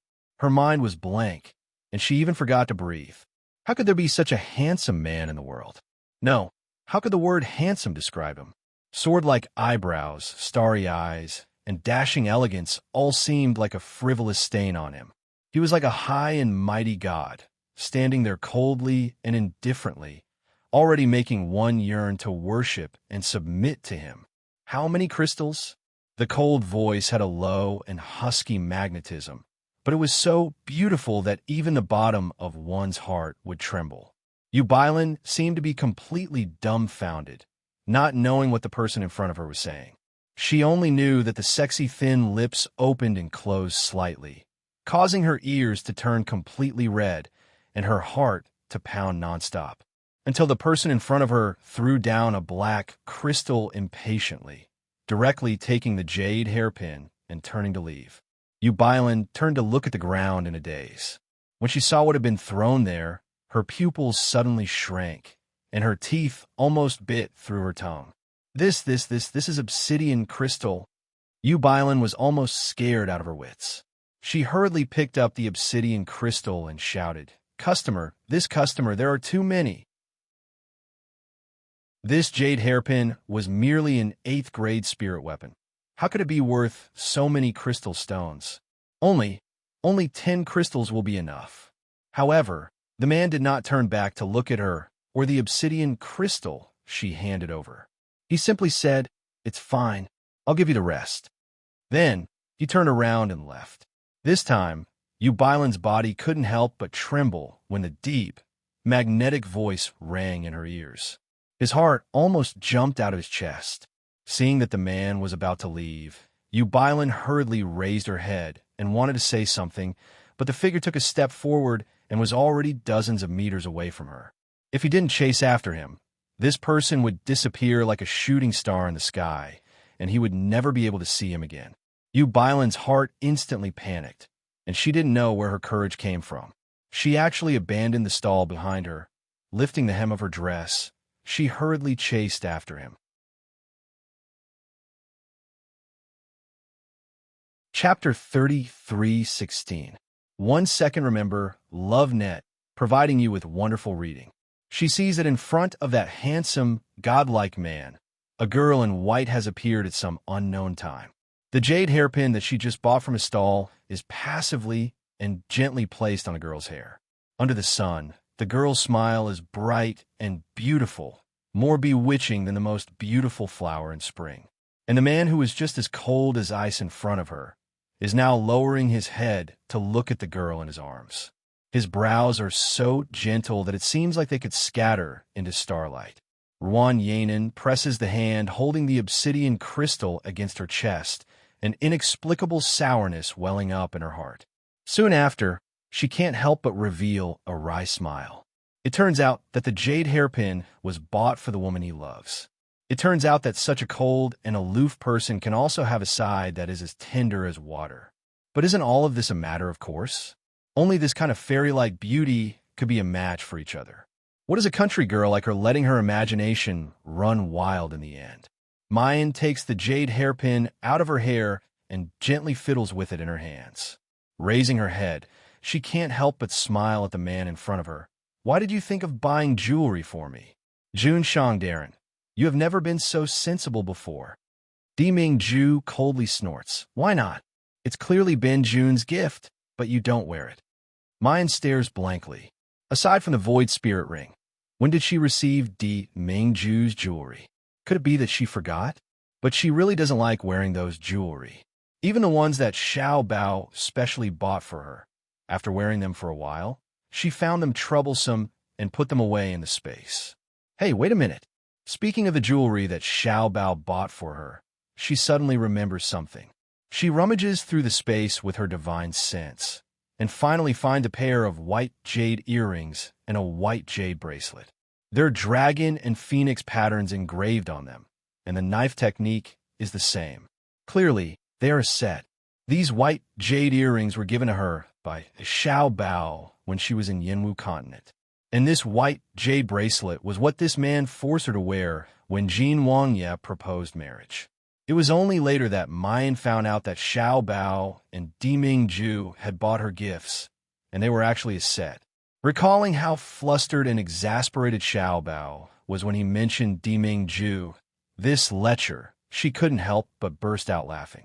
Now that he looked at it, the white jade phoenix tail hairpin in his hand was very similar to the earrings and bracelets in terms of quality and cutting skills. Mayan softly looks at Diming Ju, grabbing his hand and holding the white jade phoenix tail hairpin. She puts it on her head. Thank you. I like it very much. What do you like? I'll pick one for you, okay? The corners of Diming Ju's mouth quirks up, but he forcibly suppresses it. He coldly snorts. Does Ben Jun lack these things?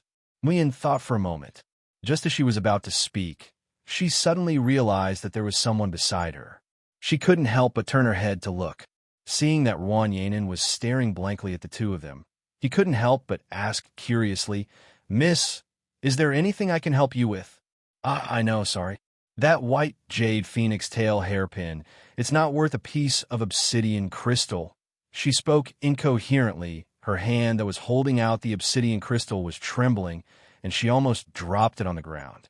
Mu Yin looks at the obsidian crystal in her hand, then looks at Di Mingju, muttering, Di Mingju, you used a piece of obsidian crystal to buy an 8th grade jade hairpin. On the floating island, spirit tools and low-level divine tools are worthless.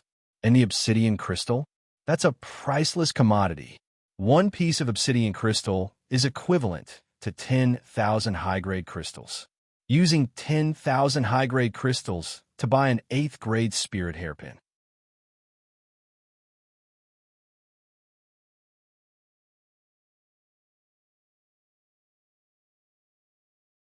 Chapter 33:17. Deming Ju doesn't care and says, insignificant obsidian crystals. Wait until we return to the polar domain. How much do you want? Bin Jun will let you play with them. But the problem was that they were on a floating island. The problem was that she was currently supporting a city and an army. She was extremely short of money. Muyin couldn't help but feel angry and amused. But more than that, it was a sweet feeling that came from the bottom of her heart.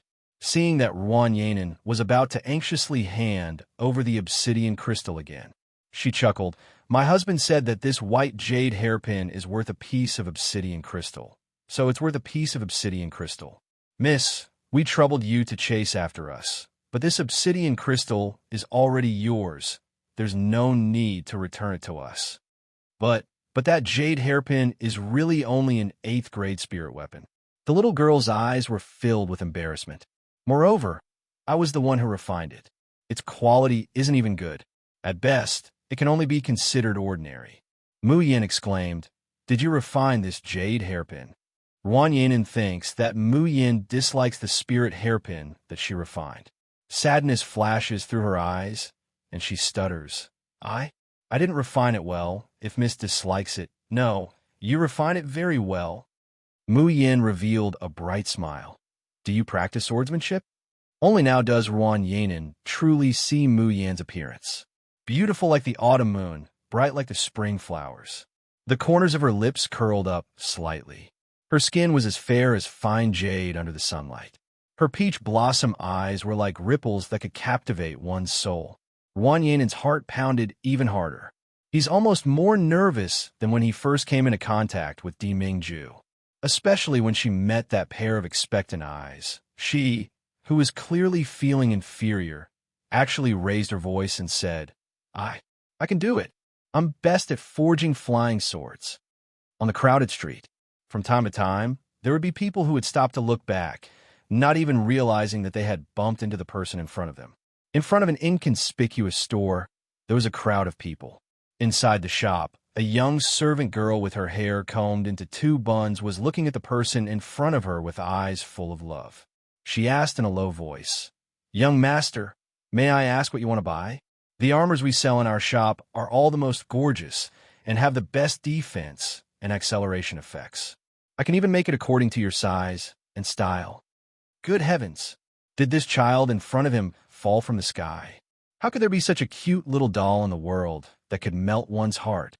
If he could bring it home and raise it, it would be great to kiss, pinch, and hug it every day. Ying Mei, who was following behind Xiao Bao, frowned and stood in front of Xiao Bao, coldly glancing at the maid.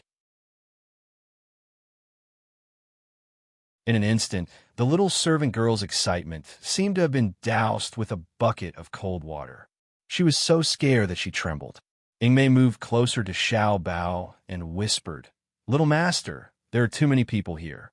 Should we go back to Junshang's side? The more people there were, the more eyes there would be. The crux of the matter was that along the way, there were simply too many men and women who coveted Little Master. Even if Xiao Bao's face is always cold, and his whole body exudes an unapproachable aura like Junshang's. But that little face was just too exquisite, too cute, and too adorable. So much so that along the way, there were people who wanted to come over and curry favor with him, and there were even people who pounced over and wanted to take Little Bao away. In the end, he was beaten half to death by Ying Mei. Of course, Ying Mei wouldn't take these small fries of the floating island seriously. But with Little Master's noble status, how could he be coveted and surrounded like this? On the contrary, Xiao Bao had long since become accustomed to this kind of spectacle.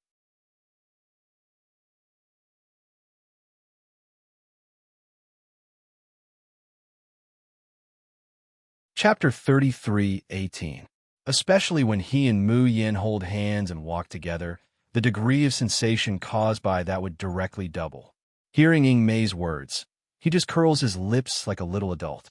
Daddy doesn't want us to disturb him in Yangqin's world of 2 people. Saying that, he turns to several beautiful dresses in black men's clothing, hands behind his back, and indifferently says, I want all of these. Wrap them up for me. The little maid stares blankly at Xiao Bao. not reacting for a moment. The one speaking to her in such a calm and indifferent tone is a 5 or 6-year-old baby. Xiao Bao sees that she hasn't moved for a long time and frowns. Remembering something, he fishes out a piece of obsidian crystal from the storage ring and directly throws it on the counter. Did you hear me clearly? Obsidian crystal. The little maid's eyes go straight. She no longer cares about her infatuated shock.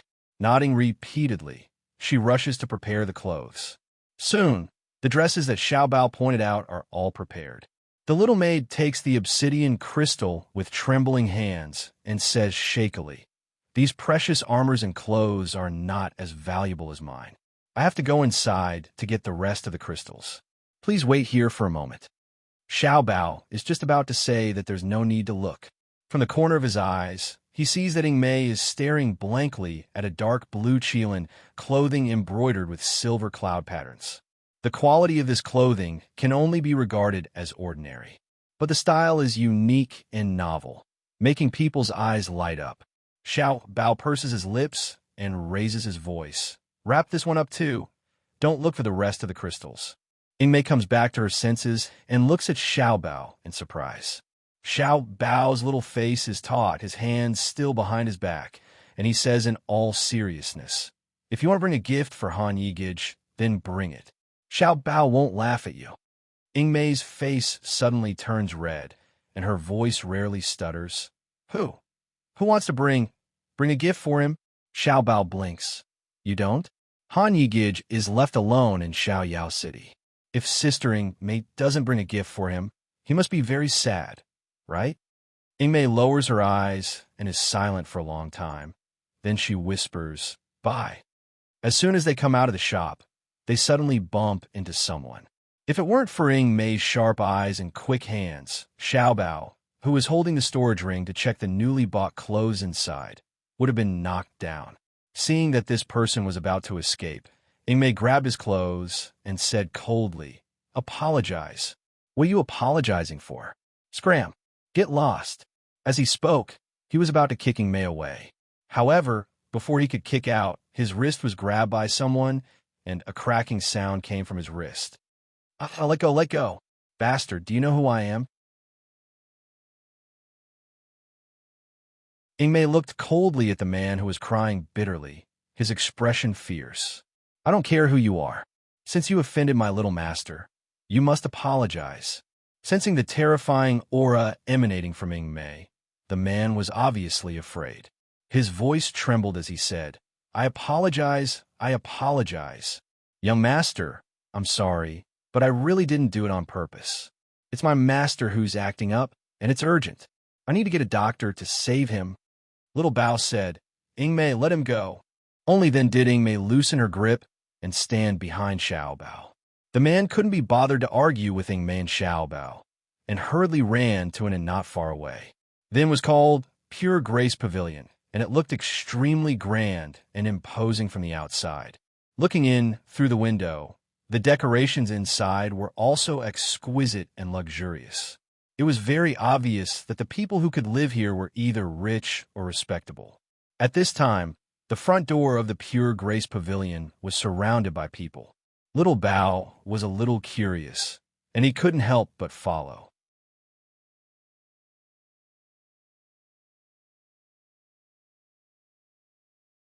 Chapter 33:19.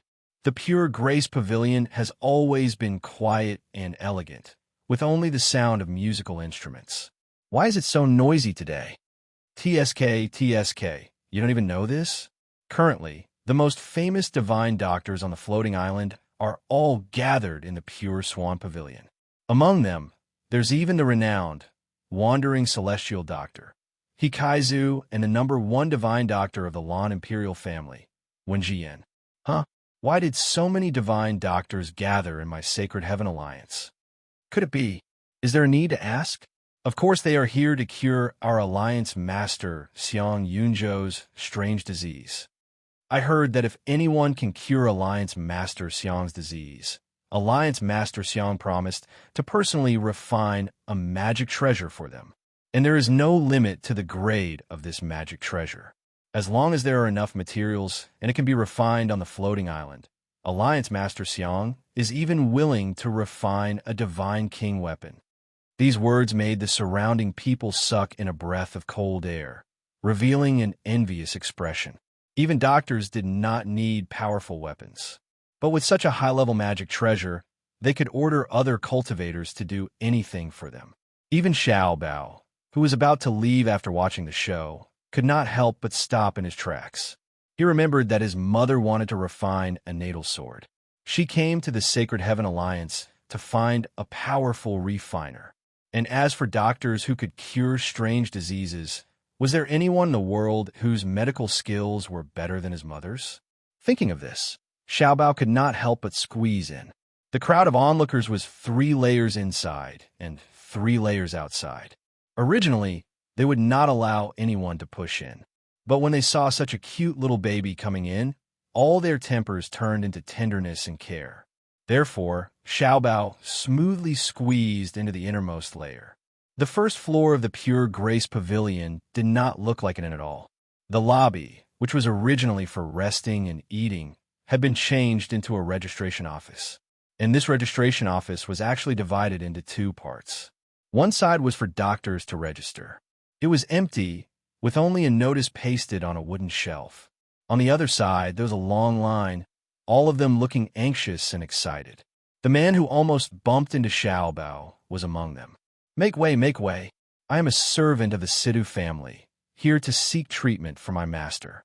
If anyone is willing to give up their position to us, I am willing to pay 1,000 top-grade crystals. 1,000 top-grade crystals just to move 1 seat back. How many people would refuse? Especially when the man shouted the 3 words, Sidhu clan.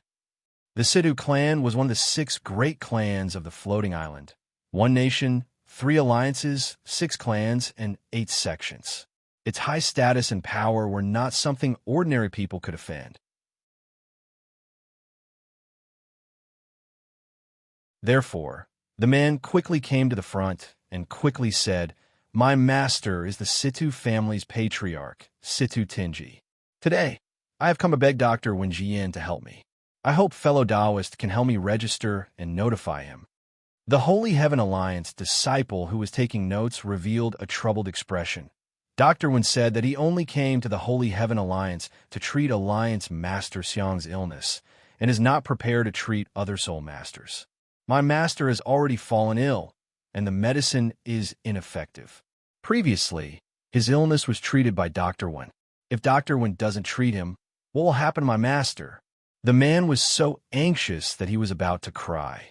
No matter how many crystal stones or treasures you have, please let Dr. Wen come out and treat my patriarch. As he spoke, there was a commotion at the back of the crowd. Very soon, a few people wearing the same clothes as the man walked in hurriedly with a soft sedan.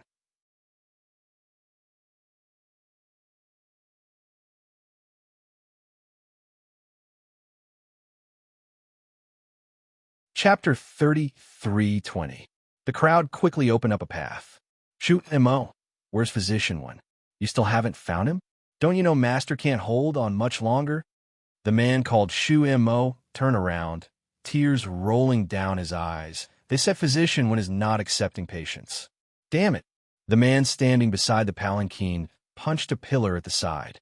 He suddenly yelled, "Wen Jian, get out here. You said you could cure Master's hidden illness, so we gave you the Sidhu family's largest mine. But you returned to the Lan family empire after treating him for a while. Master's illness was not cured, but worsened instead. If you don't treat Master's illness today, my Sidhu family will tear you to pieces." This person's cultivation was at least above the mountain opening realm. It was not an exaggeration to say that the spirit energy he gathered was world-shaking. Those with low cultivation in the hall covered their ears in fear and took several steps back. The Sacred Heaven Alliance's servant in charge of registration frowned. Originally, the Sacred Heaven Alliance allowed doctors to treat patients because the resources had already been gathered in the Sacred Heaven Alliance, so it would be a waste not to use them. That was why they allowed those who needed to go to the Pure Swan Pavilion to register for a doctor. Of course, the patients had to pay the high consultation fees themselves. Unexpectedly, it led to a conflict between the Sidhu family and Wen Jian. Wen Jian was an important doctor who was going to treat the Alliance Master. The Sidhu family was not to be offended. In this way, the matter could not be resolved peacefully. Just as he was hesitating whether to report it, he saw a figure slowly walking down from upstairs. The person wore a light purple robe. He was slightly plump and had a neatly trimmed goatee. As he walked down, he stroked his beard and glanced disdainfully at the person who had just shouted. He sneered, "Shu Jian, even your master doesn't dare to speak to me like this. Who do you think you are? How dare you call me by my name and speak to me like this?" Shu Jian looked at the person with eyes that were about to spit fire. But thinking of the unknown fate of the master in the palanquin, he gritted his teeth and knelt down. "Physician 1, I have no intention to offend you. Master's life is in danger now. If you don't treat him now, he might lose his life. Doctor 1, please save my master's life." As he spoke, the door of the sedan was opened, revealing an unconscious man with a sallow complexion.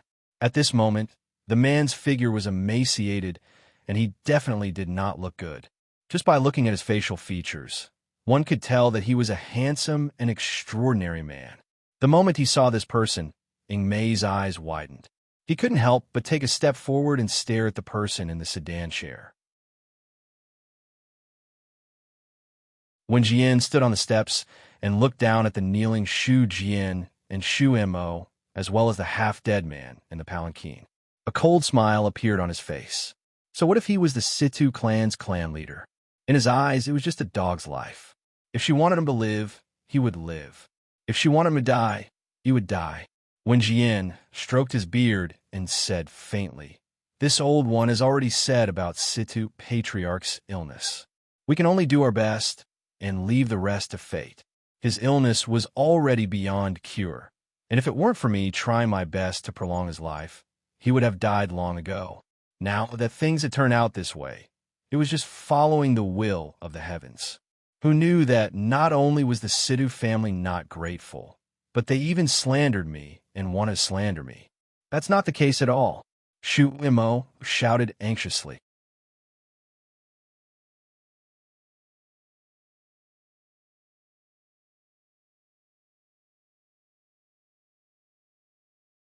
Chapter 33:21.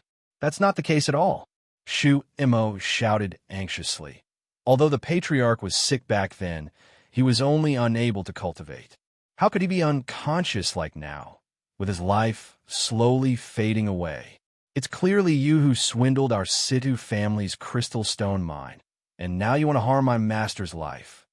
Wen Jian sneered. "Are you questioning this old man's medical skills? Fine. If you can find a doctor who can cure Situ Tinji's injuries, I will return the crystal stone mine to you. How about that?" Shu Jian and Shu Mo trembled in anger. The crowd was discussing, thinking that Wen Jian was the best physician of Floating Island. Since he said he couldn't cure it, then it definitely couldn't be cured. Just as Shu Jian and Shu Mo were at a loss for words, and everyone was whispering to each other, a fairy-like little baby walked out of the crowd. He calmly walked towards the notice board on the left. Compared to the queue for treatment, the crowd here was crowded. The place for the doctor registration was empty, without a single person. Hence, Xiao Bao's sudden appearance was especially eye-catching. Everyone, including Wen Jian, could not help but look towards him. Xiao Bao walked up to the notice board, and with a light leap, he tore down the bounty notice board. "Hey, little brother, what are you doing? That's not something you can play with." The people of Sacred Heaven Alliance suddenly came to their senses and hurriedly rushed over, wanting to snatch the bounty list from Xiao Bao's hands. Unexpectedly, the little person casually stuffed it into his hands as soon as he landed, and said calmly, "Is tearing down this bounty list counted as signing up?" Sign up for what?" Xiao Bao looked suspiciously at this Sacred Heaven Alliance disciple, as if looking at an idiot. "Isn't this the place where the doctor registered to treat Alliance Master Xiang Yunzhou is?" The Sacred Heaven Alliance disciple was confused, but still persuaded in a good temper. "Yes. So this is not a place for you to play. Little master, please go back with your family." Xiao Bao's delicate little face was taut, and his crisp voice was emotionless. I want to sign up. Sign up? That disciple suspected he had heard wrongly. Little brother, do you know what signing up is for? Don't joke around. This is to find a doctor to treat Alliance Master Xiang's illness. If you continue to cause trouble, Uncle will be angry. Xiao Bao raised his long eyelashes and glanced at him with an indifferent expression. I'm not signing up for myself, but for my mother. My mother can cure your Alliance leader's illness. The disciples of the Sacred Heaven Alliance were stunned. The audience fell into a brief silence. Then, a burst of laughter broke out. Where did this kid come from? He's so young, yet he's so arrogant. He actually said that his mother can cure Alliance leader Xiang's illness. Even Dr. Wan and Doctor he wouldn't dare to boast about such a thing. When Jian snorted disdainfully and said coldly, a farce. Hurry up and chase these strange people out. The Pure Swan Pavilion is for the Alliance Masters doctors to treat, not for random people to cause trouble. If your Sacred Heaven Alliance can't even do this, I'm going to doubt your sincerity in seeking treatment. The expressions of the Sacred Heaven Alliance disciples changed. After hesitating for a while, they split into two groups. A group of people went to ask the Situ clan to leave. The other group carried Xiao Bao and sent him out of the hall. Seeing that someone wanted to touch Xiao Bao, Imei took a step forward with a dark expression. I'll see who dares to touch Little Master.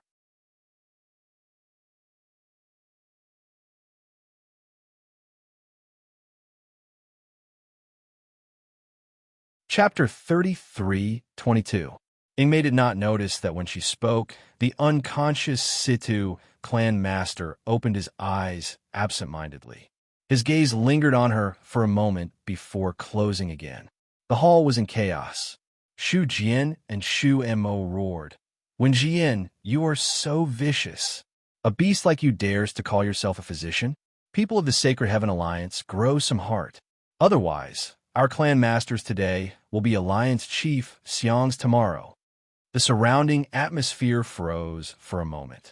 When Jian's expression suddenly darkened, he narrowed his eyes and said sternly, does the Sacred Heaven Alliance plan to believe the Situ clan's nonsense and convict me?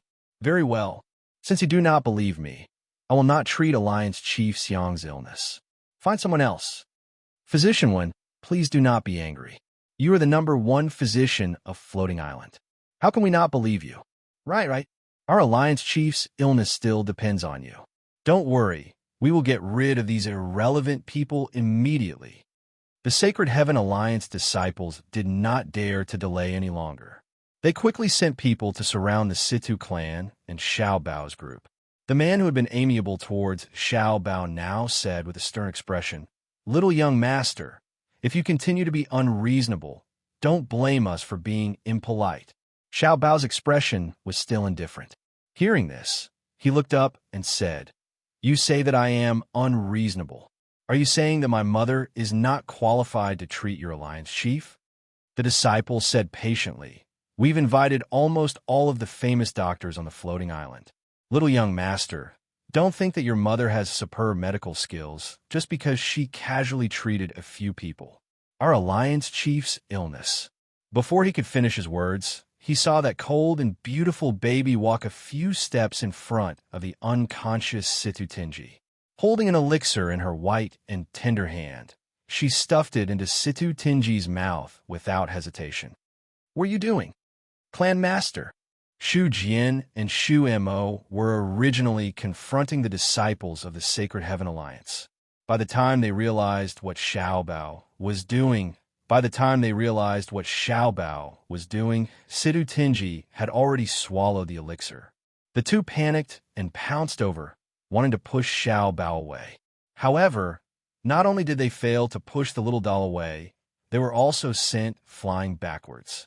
Unbeknownst to him, Ingmei was already standing guard in front of Xiao Bao, like a towering mountain, towering and unmoving. Shu Jian and Shu Mo exchanged glances and saw the astonishment in each other's eyes. However, when they thought about the safety of their patriarch, they gritted their teeth and rushed forward regardless of the consequences. Stop! Book sword, book ink. A low cry brought the two back to their senses. They all turned their heads and saw that the originally unconscious Sidhu Tinji had already opened his eyes and was sitting up straight. Although his complexion was still sallow and weak, his originally ashen lips were actually suffused with a normal red color. "Master, you're awake? Are you all right?" Shu Jian and Shu Mo cried and pounced over to support the man. They couldn't help but tear up.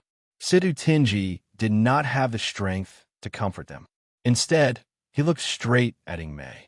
The surging emotions in his eyes caused his body to tremble uncontrollably. And on Ing Mei's usually indifferent face, there were also fluctuations of disbelief. Could the person in front of him really be the person he or she was thinking of? Sidhu Tinji finally calmed his mind and shifted his gaze from Ing Mei to Xiaobao. "Thank you for saving my life, little young master."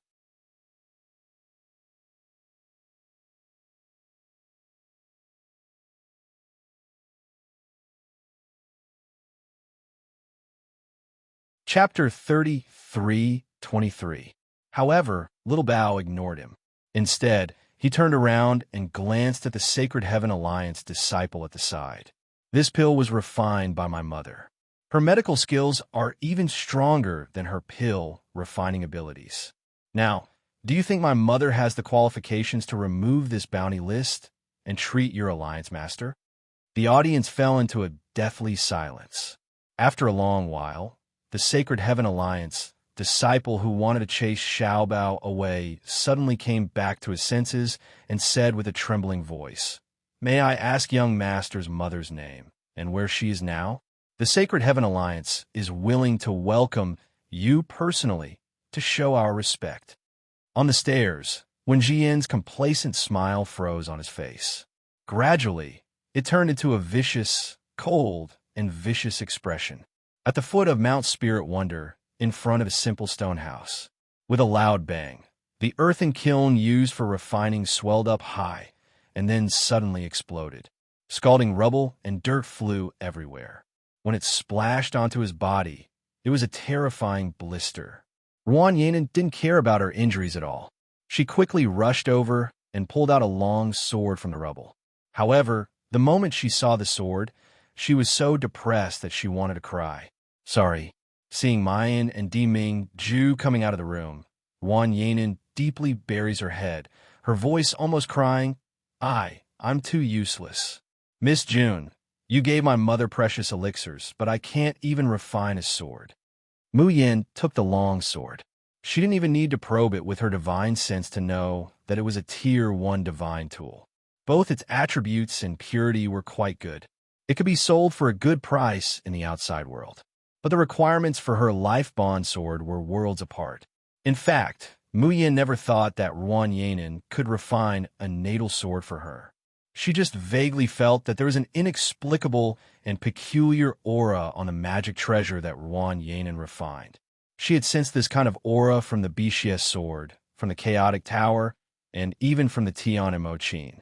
However, compared to the vast and majestic breadth of the Tian Mo Qin, the evil warding spell and the Chaotic Tower were endless. Ruan Yanin's magic treasure was so weak that it was almost undetectable. Mu Yin remembers the Shun musician refining skill that she can't activate, so she wants to witness the process of Ruan Yanin refining a magic weapon with her own eyes. But to her disappointment, in the end, the Shun musician's refining skills were not stimulated. Looking at the young lady, she was so upset that she almost cried.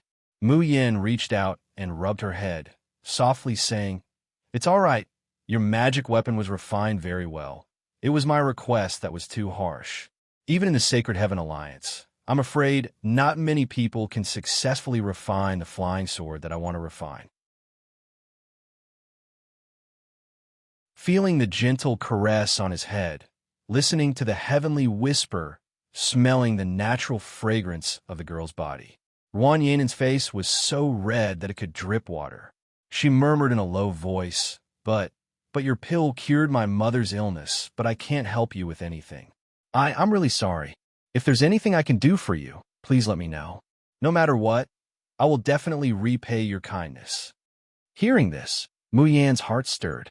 Why would a magic treasure refined by Ruan Yanan have such a weak and unique aura? She still hasn't studied this point clearly. She pondered for a moment, then said in a low voice, "I really have some interest in the magic treasure you refined. I am a city lord of Xiaoyao City. If you are willing, why don't you come back with me to Xiaoyao City? I promise that I will definitely provide you with enough refining materials to help you grow.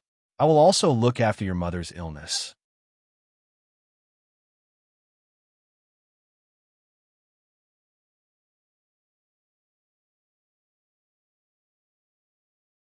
Chapter 33:24. I do. Ruan Yanan's excited voice is floating. Grabbing Mayan's hand, she says loudly, "Miss June, no. City Lord, please take me away. I'm willing to follow you for a lifetime." As soon as Di Mingju arrives, he sees this scene, and his face immediately darkens. Towards his fiancée, no matter where she went, she would attract a bunch of lascivious men to surround her. Jun Shangdern expresses that the sea of jealousy in his heart is about to drown the 3 realms and the 6 paths. Damn it.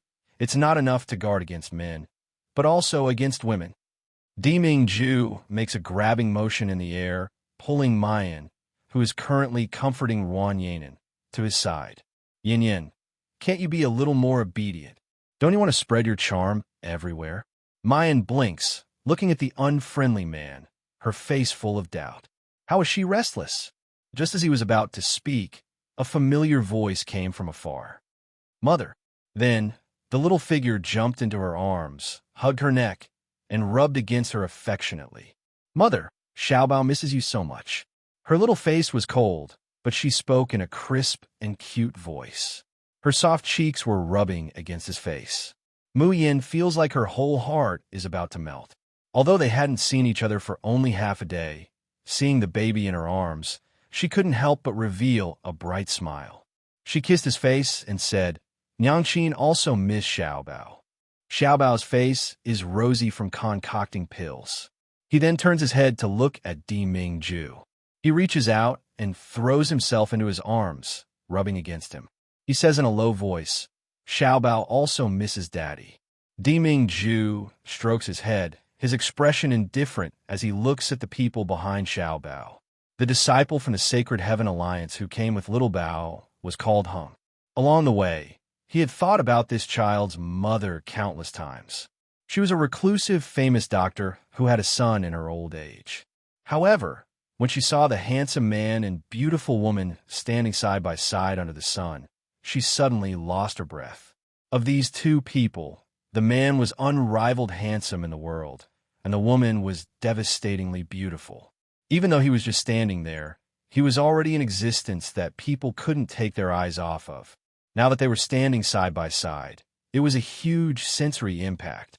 Hung had even forgotten what his name was and what he was here for. It wasn't until Sidu Tinji let out a heart-wrenching cough that Zhang Hung snapped out of his daze. His trembling eyes meet Mu Yin's face, and he moves them away in a panic. May I ask if you're the doctor that the little Gongzi mentioned who opened the bounty list?" "Opened the bounty list?" Mu Yin is confused. Xiao Bao grabs Mu Yin's hand, makes her squat down, and whispers something in her ear. The Alliance Master of the Sacred Heaven Alliance, the strongest artificer of the floating island, needed to be treated? Mu Yan's eyes suddenly lit up. She held Xiao Bao's face and kissed him heavily on the forehead. "Xiao Bao, you really are Nyangqin's lucky one." Xiao Bao's cheeks were rosy, and the corners of her pink lips were curled up. She was indescribably adorable.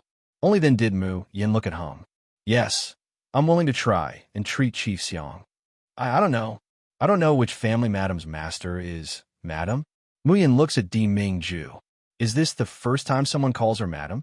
Curling the corners of her lips, Mu Yin says, "A small mountain sect, not worth mentioning.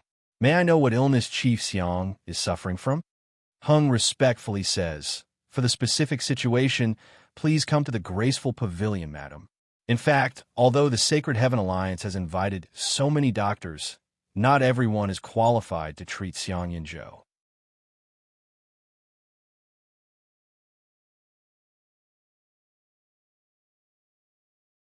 Chapter 33:25. The so-called medical exchange meeting in the Pure Grace Pavilion was actually an examination of each doctor. In the end, the Sacred Heaven Alliance would even set up a test to choose the doctor who could treat Xiangyan Zhou. Mu Yin thought about it and was about to agree when suddenly a shrill scream came from not far away. Patriarch! Patriarch! Don't scare us! Shu Jian and Shu Imo stumbled up from behind. Little Gongzi, do you still have more medicine? Can you give one to our patriarch? Miss, are you really a doctor? I beg you, please save our family head. Mu Yin was startled, somewhat confused about the current situation. Who were the ones who were talking and sick? Weren't they from the Sacred Heaven Alliance? Mississippi, at this moment, Ingmei suddenly knelt on one knee and said hoarsely, Ingmei wants to ask you to treat someone. Ruan Yanin temporarily prepared a room as Mu Yan's consultation room. Zhang Heng sent the other disciples of the Sacred Heaven Alliance away to report, but he stayed. In fact, although Xiao Bao used an elixir to wake Situ Tinji up, most people in the Sacred Heaven Alliance were still skeptical about Mu Yan's medical skills. This time, he stayed to see if Mu Yan had a way to cure Situ Tinji. No, it was impossible to cure Situ Tinji. Zhang Heng also had a rough medical skill. On the way here, he also checked Situ Tinji's pulse. He found that this young patriarch of the Situ family was already terminally ill, and no medicine could cure him, no matter what the cause of his previous illness was. Now, he would not live for more than 3 days. But even if she couldn't cure him, he could see from Miss June's treatment method whether her medical skills were as brilliant as her son said. Beside the bed, Mu Yin clasped Situ Tinji's wrist and slowly released her divine sense. After a moment, she opened her eyes and frowned slightly. Dr. June, how is our patriarch? Can he still be saved? Mu Yin raised her head and met Ingmei's worried gaze. Her lips curled up, revealing a shallow smile. Of course, he can be saved. But I'm very curious. His dantian and meridians were originally weaker than ordinary people. Coupled with excessive cultivation, the fire poison entered his body and weakened his body. How did the previous quack treat him? Not only did they not find a way to heal his meridians, they even used an addictive paralysis drug to make him feel no pain. This anesthetic could make people feel as if there was no pain in their body. But in fact, the damage of the dantian and meridians was getting more and more serious. The vitality of the human body would be nibbled away bit by bit. A person's vitality would also be nibbled away bit by bit. Once the medicine was cut off, the pain in the meridians and dantian would increase by hundreds and thousands of times, making it unbearable.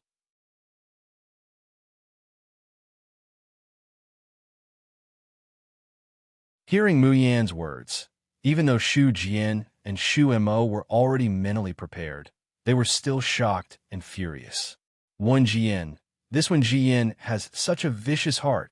Our Situ clan has no enmity with him. In order to cure his illness, we even gave him our crystal stone mine. Why does he want to harm our clan leader?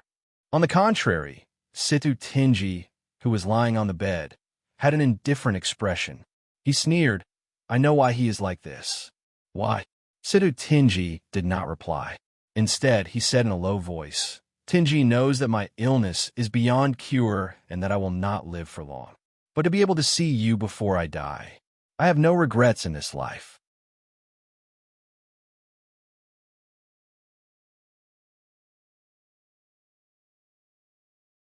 Chapter 33:26.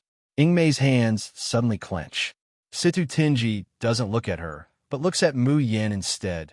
Dr. Jun, thank you for your comfort and answer, but I know my condition. It's already thanks to Dr. Jun's miraculous medicine that I'm clear-headed at this moment. Cough, cough. The rest is just life and death. There's no need to force it. Master, if you leave, what will happen to the Situ family? Shu Jian and Shu Mo are sobbing, their eyes already filled with despair. Mu Yin hasn't spoken yet, but Xiao Bao says unhappily with a straight face. Mein Yangqin said that she could be saved, so why are you crying? Shu Jian and Shu Mo's cries stop. Situ Tinji also looks over in astonishment. He sees that not only is there no doubt or guilt on that jade-carved baby's face, even Mei looks calm.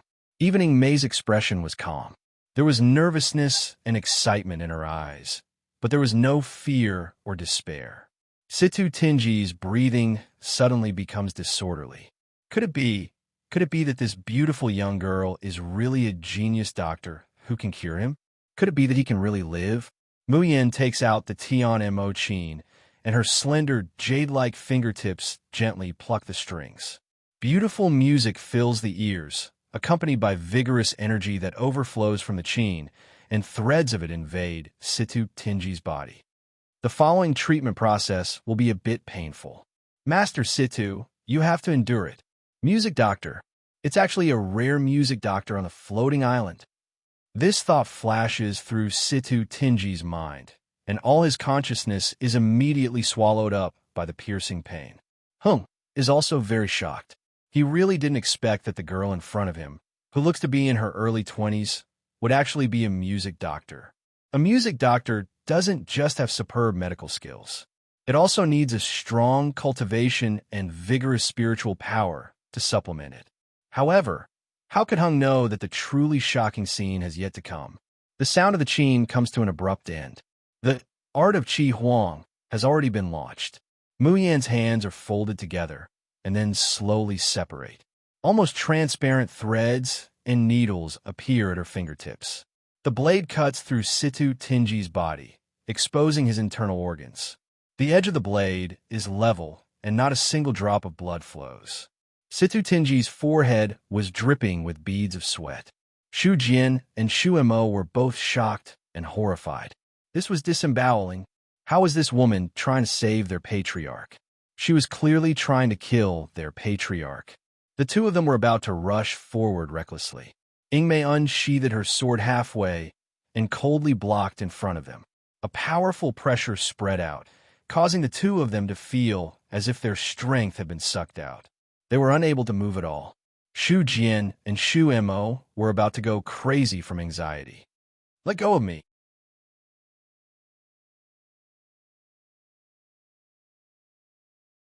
What are you going to do to the patriarch? Mei looked at the two of them coldly and immediately sealed their mouths. Time passed slowly. The expressions on the faces of everyone in the room ranged from anger, anxiety, shock, and finally admiration. This series of emotional changes lasted for more than 2 hours. However, no one felt that time was passing slowly. They only hated the fact that they did not have a photographic talisman or mirage lightstone on hand to record the dreamlike healing scene in front of them. Was there really such a miraculous medical skill in this world? A person who was obviously terminally ill, could he really be saved? Situ Tinji, whose wounds were all stitched up and spiritual power began to circulate within his body, gave them the answer.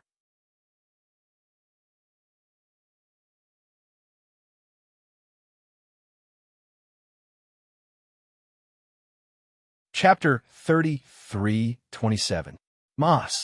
Master, your cultivation base has returned. Master, you've really recovered. Boo-hoo. Shu Jian and Shu Mo hugged Situ Tinji, crying and laughing. Then they knelt before Mu Yin and kowtowed heavily. Dr. Jun, my Situ family will never forget your life-saving grace. The one who knelt after Shu Jian and Shu Mo was not Situ Tinji, who staggered to get up. It was Hung. At this time, his face was flushed with excitement. The light in his eyes was excited and expectant. He stared straight at Mu Yin and said eagerly, Dr. Jun, please come with me to the Sacred Heaven Alliance to treat our leader. Mu Yin was also afraid that a long delay would bring trouble. She planned to finish refining her natal sword as soon as possible and return to Carefree City. So she nodded. But when Mei was about to follow, she glanced at Situ Tinji and chuckled. Mei, you stay here. But I have to protect Miss and the little master. However, when she saw Di Ming Ju holding Mu Yin, she immediately silenced her words. With Jun Shang here, Who in this world could hurt the master? She was really confused. After Mu Yin and the others left, Situ Tinji sent Shu Jian and Shu Mo away. Only Ying Mei and Situ Tinji were left in the room. The two quietly looked at each other. After a long time, Situ Tinji's eyes reddened first, and he softly called out a name, Little Inger. His voice was hoarse and trembling, as if what was before him was a dream. As if the dream would be shattered if he was a little rude. Little Inger, is it really you? Are you really still alive?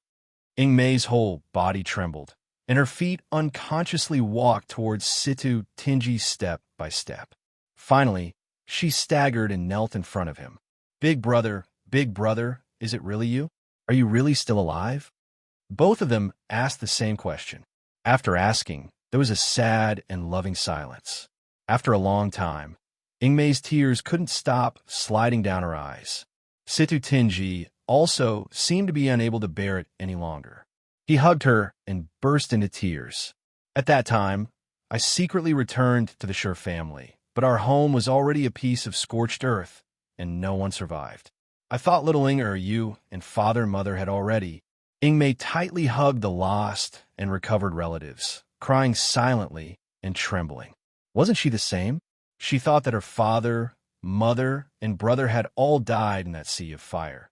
But it turned out that her brother was still alive. Still alive. She was not alone. Situ Tinji calmed down, then grabbed her hand and anxiously said, Inger, how did you escape that year? Where have you been all these years? Also, did you have anything to do with the destruction of the Heavenly Palace? Ying Mei nodded. Recalling the scenes from back then, tears welled up in her eyes. Back then, father, mother, and I were trapped in the sea of fire. It was father who sacrificed his 3 spiritual and 7 physical souls and activated the restrictive formation to send me out of the Sure clan. When I woke up, I was already in the Xiaoxin continent. It was Lord who saved me, gave me a place to settle down, taught me cultivation, and let me take charge of the Xin department. When it comes to Di Ming Ju, Ying Mei's eyes are filled with gratitude and reverence. At first, Situ Tinji didn't understand who this Jun Shang she was talking about was. When he understood what was going on, he was so shocked that he almost fell off his chair. Ying Mei hurriedly supported him. You're saying that the handsome and noble young master, that Dr. Jun's husband, is the only immortal emperor in the Xiaoxin continent? The supreme king of the polar domain? Situ Tinji simply didn't know whether he should be glad that his little sister was still alive, or shocked that his family was unexpectedly saved by such a great character.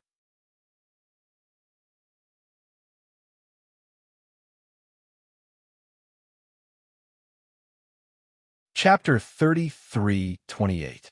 Ying Mei smiles and is about to speak. Suddenly, little shadow, you've gone too far, actually abandoning me and Jun Shang to come to Mount Lingmiao. Do you know how long I've been looking for you? Han Ye's loud voice rushes into the room, accompanied by the banging sound of the door being knocked open. However, when he sees the scene inside the room, Han Ye's voice comes to an abrupt halt, his eyes widening little by little as he glares at the two people hugging each other. Ying Mei suddenly comes back to her senses, promptly wiping away her tears and standing up. Han Ye, why are you? Before she could finish speaking, Han Ye has already bellowed, rushing over regardless. Bastard, you dare to take advantage of little shadow. Lousy will kill you. Han Ye, stop. Bang. Having just undergone treatment, Situ Tinji's body is still abnormally weak. Without any power to resist, he is sent flying out, heavily crashing into his master. Blood overflows from the corners of his mouth. Ying Mei only feels a buzzing sound in her head, almost unable to think. Han Ye has already rushed forward once again. Jealousy and anger make his eyes redden. His originally not-so-stupid brain seems to have lost the ability to think at this moment. He just wants to dismember this man who hugs Ying Mei into 1,000 pieces. However, his second punch doesn't fall on Situ Tinji's body. Instead, it's met with a whistling and swift sword chi. Han Ye is caught off guard, and the sword chi hits him head-on. Although this sword chi doesn't have any lethality, It only wants to stop his movements and force him back. But this very moment, Han Yi is already unable to think. His eyes are crimson as he glares at Ingmei. Gritting his teeth, he hisses, "Ingmei, you're going to attack me for another man?" Ingmei withdraws her sword, a trace of panic in her eyes. But she has always been cold, and she doesn't like to explain no matter what she does. So after opening and closing her mouth for a long time, she only spits out a few words, "No, another man." Not another man. So to say, this man is very important to her, more important than himself. So in order to protect him, she's willing to attack him. Han Yi only feels that his heart is tightly clutched, making him almost unable to breathe. Ingmei sees his suddenly deathly pale complexion, and her mind is thrown into chaos.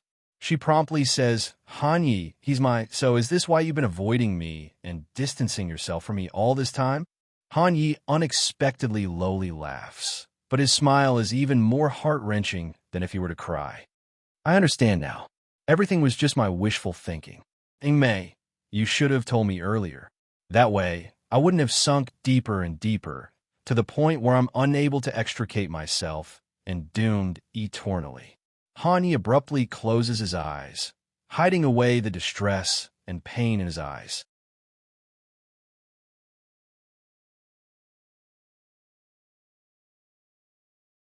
Han Yi, before Ingmei could finish her sentence, the man in front of her had already disappeared. In that instant, Ingmei felt as if all the strength in her body had been sucked out. Even his heart felt empty, as if he had lost the most important thing in the world. She stood there in a daze, forgetting to breathe, and even forgetting everything around her, until Situ Tinji's hand gently pressed down on her shoulder. His low and hoarse voice softly said, "Inger, is that the man you like?" He seemed to have misunderstood something. "Do you want Gage to explain it to him?" Ingmei blankly stayed silent for a long time, before she says in a nearly deathly still tone,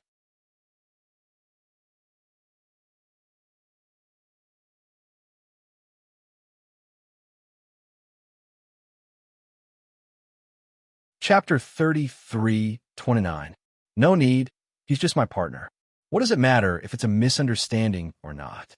I've already decided to live as the leader of the Xian division, Ingmei, for the rest of my life, to be loyal to Junshang and Mississippi. For a monster that's neither male nor female like me, talking about love is nothing more than a luxury. Isn't it better to cut it off cleanly like this, once and for all? If it doesn't matter, why are you crying? Situ Tinji's voice is helpless and pitiful. Ingmei reacts at this time, reaching out her hand to wipe her face. It's cold and damp to the touch. She's crying? Why didn't she feel anything just now? No bitterness, no sadness, no grievance. Only empty numbness and coldness. From now on, no one will ignore his cold face and chase after her, calling her little shadow. From now on, no one will risk their life to save her. From now on, no one will be like that fool called Han Yi, who will love her wholeheartedly. Go. Ingmei raises her head to look at Situ Tinji, hoarsely saying, "I don't want to cry, but I can't stop the tears." "Silly girl." Situ Tinji holds her in his arms, sighing, "You've always liked to put on a brave front since you were a child, always wanting to shoulder everything on your shoulders. So many years have passed. Why haven't you changed at all?" Ingmei wipes away her tears, pulling out a smile. "Miss said that your medicine needs to be decocted. I'll go take a look." He looks at Ingmei, who has already completely recovered her cold expression. Then he looks at her attire and temperament, which are no different from a man's. Situ Tinji's brows slightly wrinkle.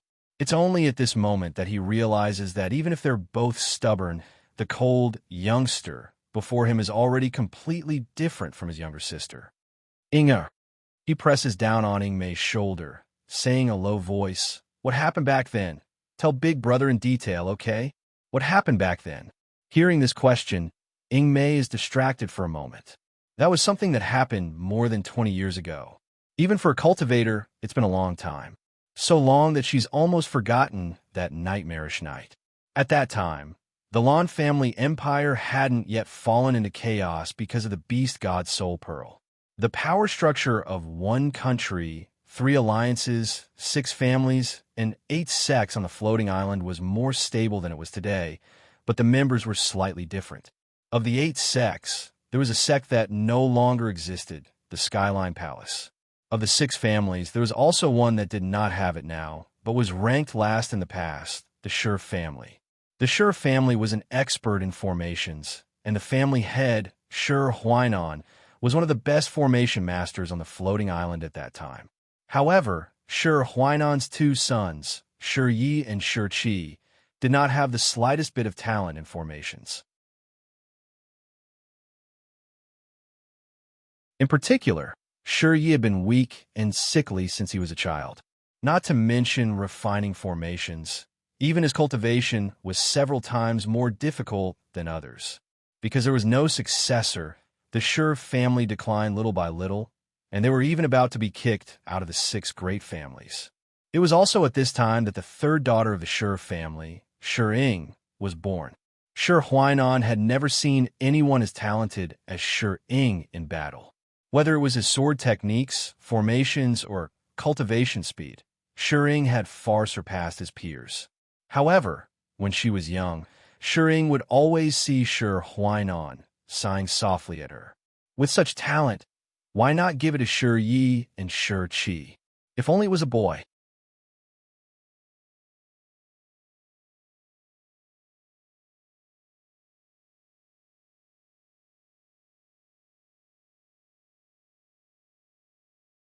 Chapter 33:30.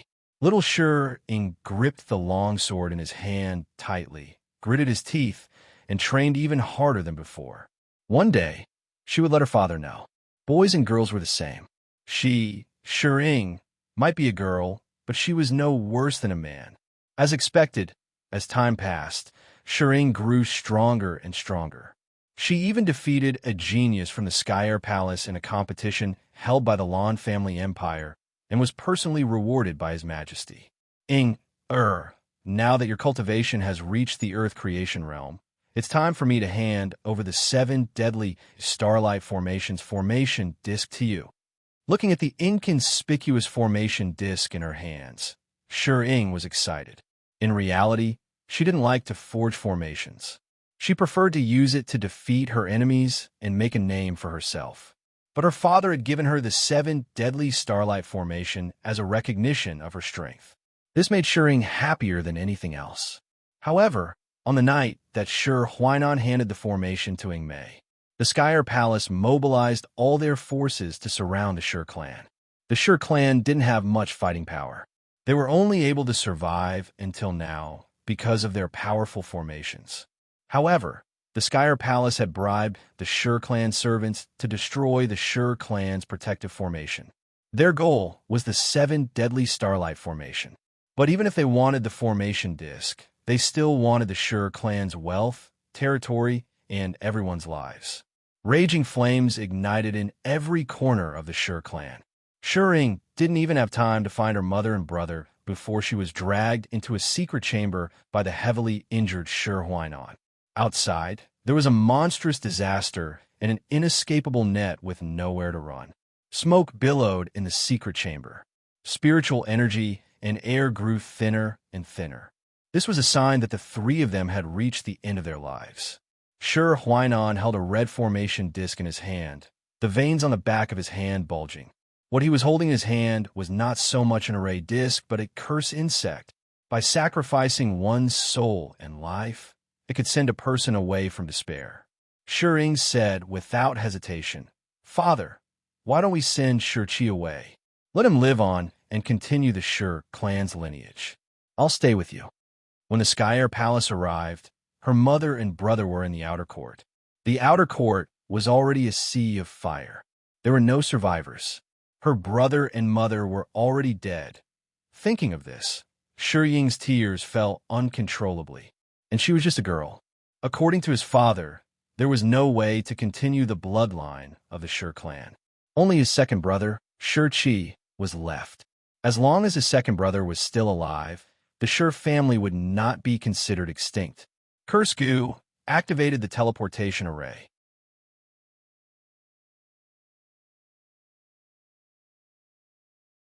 The blood-red light was even more dazzling than the fire outside, and it enveloped everyone in the room. Sure Huainan's face instantly aged, and his body slowly went limp as his eyes lost focus. Shering turned to look at Shi, second brother, quickly. However, before she could finish her sentence, she was pushed into the red light by a palm. Second brother. Shering let out a heart-wrenching scream and wanted to rush out. However, the red light enveloped her and shackled her. Amidst the dazzling redness, she saw her second brother, Shi, giving her a doting smile. "You are my little sister. How can a brother not protect his sister?" The light in Shi Huainan's eyes had not completely disappeared. He looked up and saw Shi in the teleportation array. However, he didn't seem surprised at all. Instead, he revealed a gratified expression and muttered, "Inger, live on no matter what. You have to live on."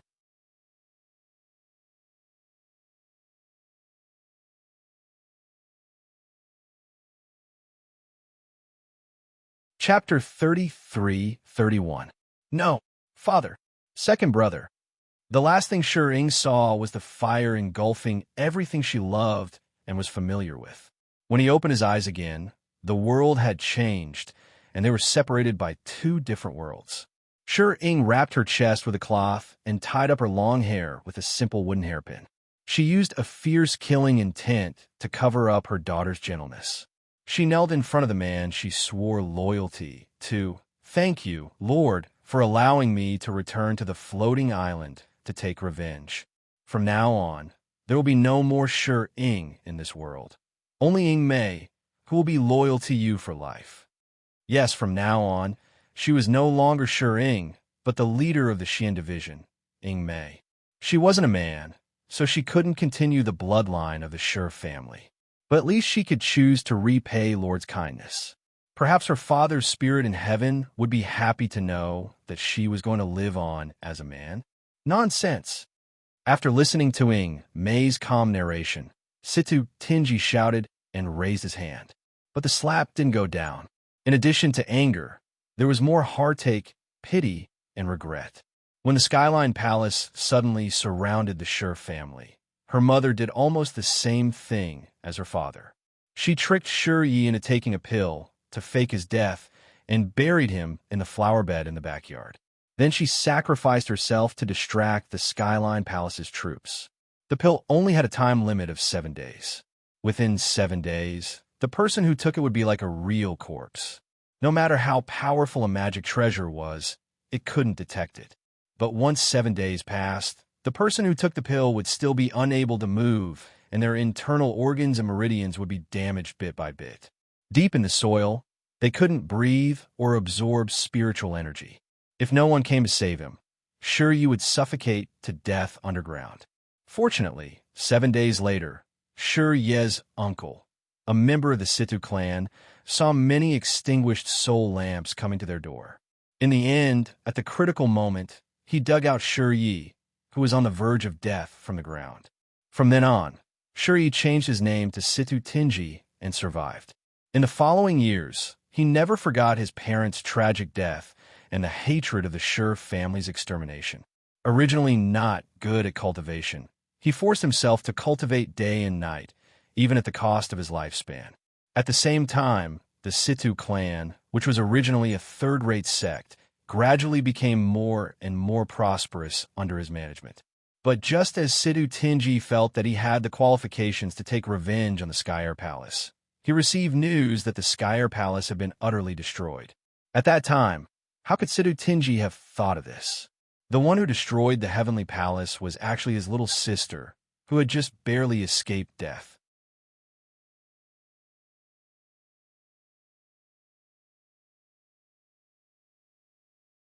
And what exactly had his sister shouldered all these years for the sake of revenge and the destruction of the Shi family? The hand that was swung down touched Ing Mei's cheek. Situ Tinji's voice was gentle, but the tears in her eyes almost fell. "Inga, do you still not understand? Father and Shi let you enter the teleportation array because they want you to live well and not carry guilt and torment for the rest of your life. just like how his mother had resolutely left the hope of life to him. In the end, she still couldn't hold back her tears. Have you always felt that father was too harsh on you, that he valued boys over girls, and hoped that you would be a son so that you could inherit the Sure family's lineage and continue the family line? Ingmei looked up at her brother. Isn't it? Of course not. Situ Tinji sighed softly. The Sure family's array, especially this 7-killing starlight array that has been passed down for generations, increases yang energy and damages yin energy.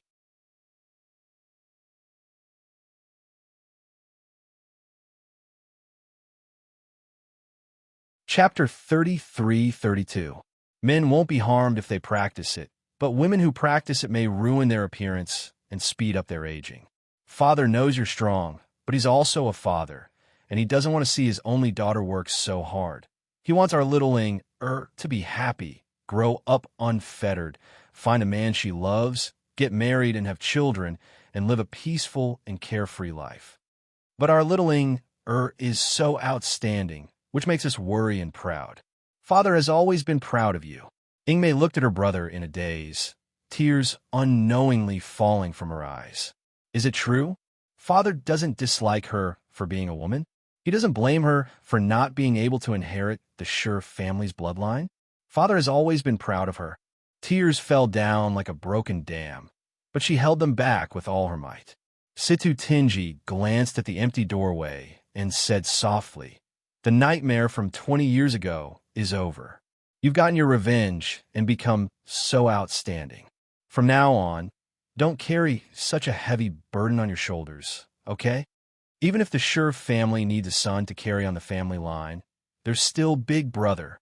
Littling it's time to put down the burden on your shoulders and pursue the happiness that belongs to you.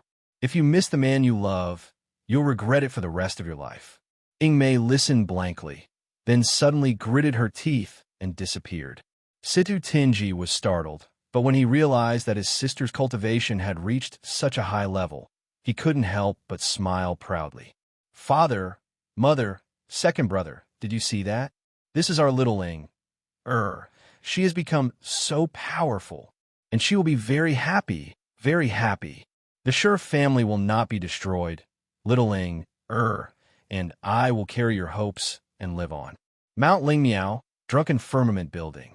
The sound of stringed instruments, accompanied by a suffocating fragrance of cosmetics, drifted out from the inside in wisps. This was the largest brothel in Mount Lingmiao. It was also the most lively and ecstatic place every day. At this time, in the most luxurious room of Drunken Firmament Building, several enchanting and charming women were surrounding a man at the table in the middle, trying to please him. "Sir, since you've come to our Drunken Firmament Building, are you here to enjoy yourself? How can you just drink? Hee, if I want to drink wine, that's fine too. I can feed you with my mouth." With a cold face, Hanyi drains the wine in the pot in one gulp. Feeling a fragrant body next to him, he felt nauseous and suddenly pushed her down. "Ouch! Sir, why are you so rude?" The woman who was pushed over cried out in pain, but he didn't give up and continued to come closer. "Sir, you came to our Drunken Firmament Building alone to drink to drown your sorrows. Is there something sad on your mind? Could it be that you were hurt by some vixen?" "Aya, it's just a woman." Our Drunken Firmament Building has many things to do, so why does Sir want to hang yourself on a single tree? We guarantee that as long as you have a taste of us sisters, you will definitely forget about those wild vixens. Bang! The door was smashed open, or rather, he was directly trampled into a pulp. Hanyi, who's impatiently drinking, suddenly lifts his head. His eyes brighten when he sees the person approaching, and he wants to stand up. However, he thought of something. He clenched his teeth, sat back down, and drank the wine in the pot in one gulp. You're tuning into the Romance Rendezvous YouTube channel. We're so grateful for your support, and don't forget to subscribe to join us on this incredible journey through captivating stories. Your generosity through donations truly makes a world of difference, as it's the primary source of revenue that allows me to expand and enhance this channel for you. Thank you from the bottom of my heart for being a part of this adventure.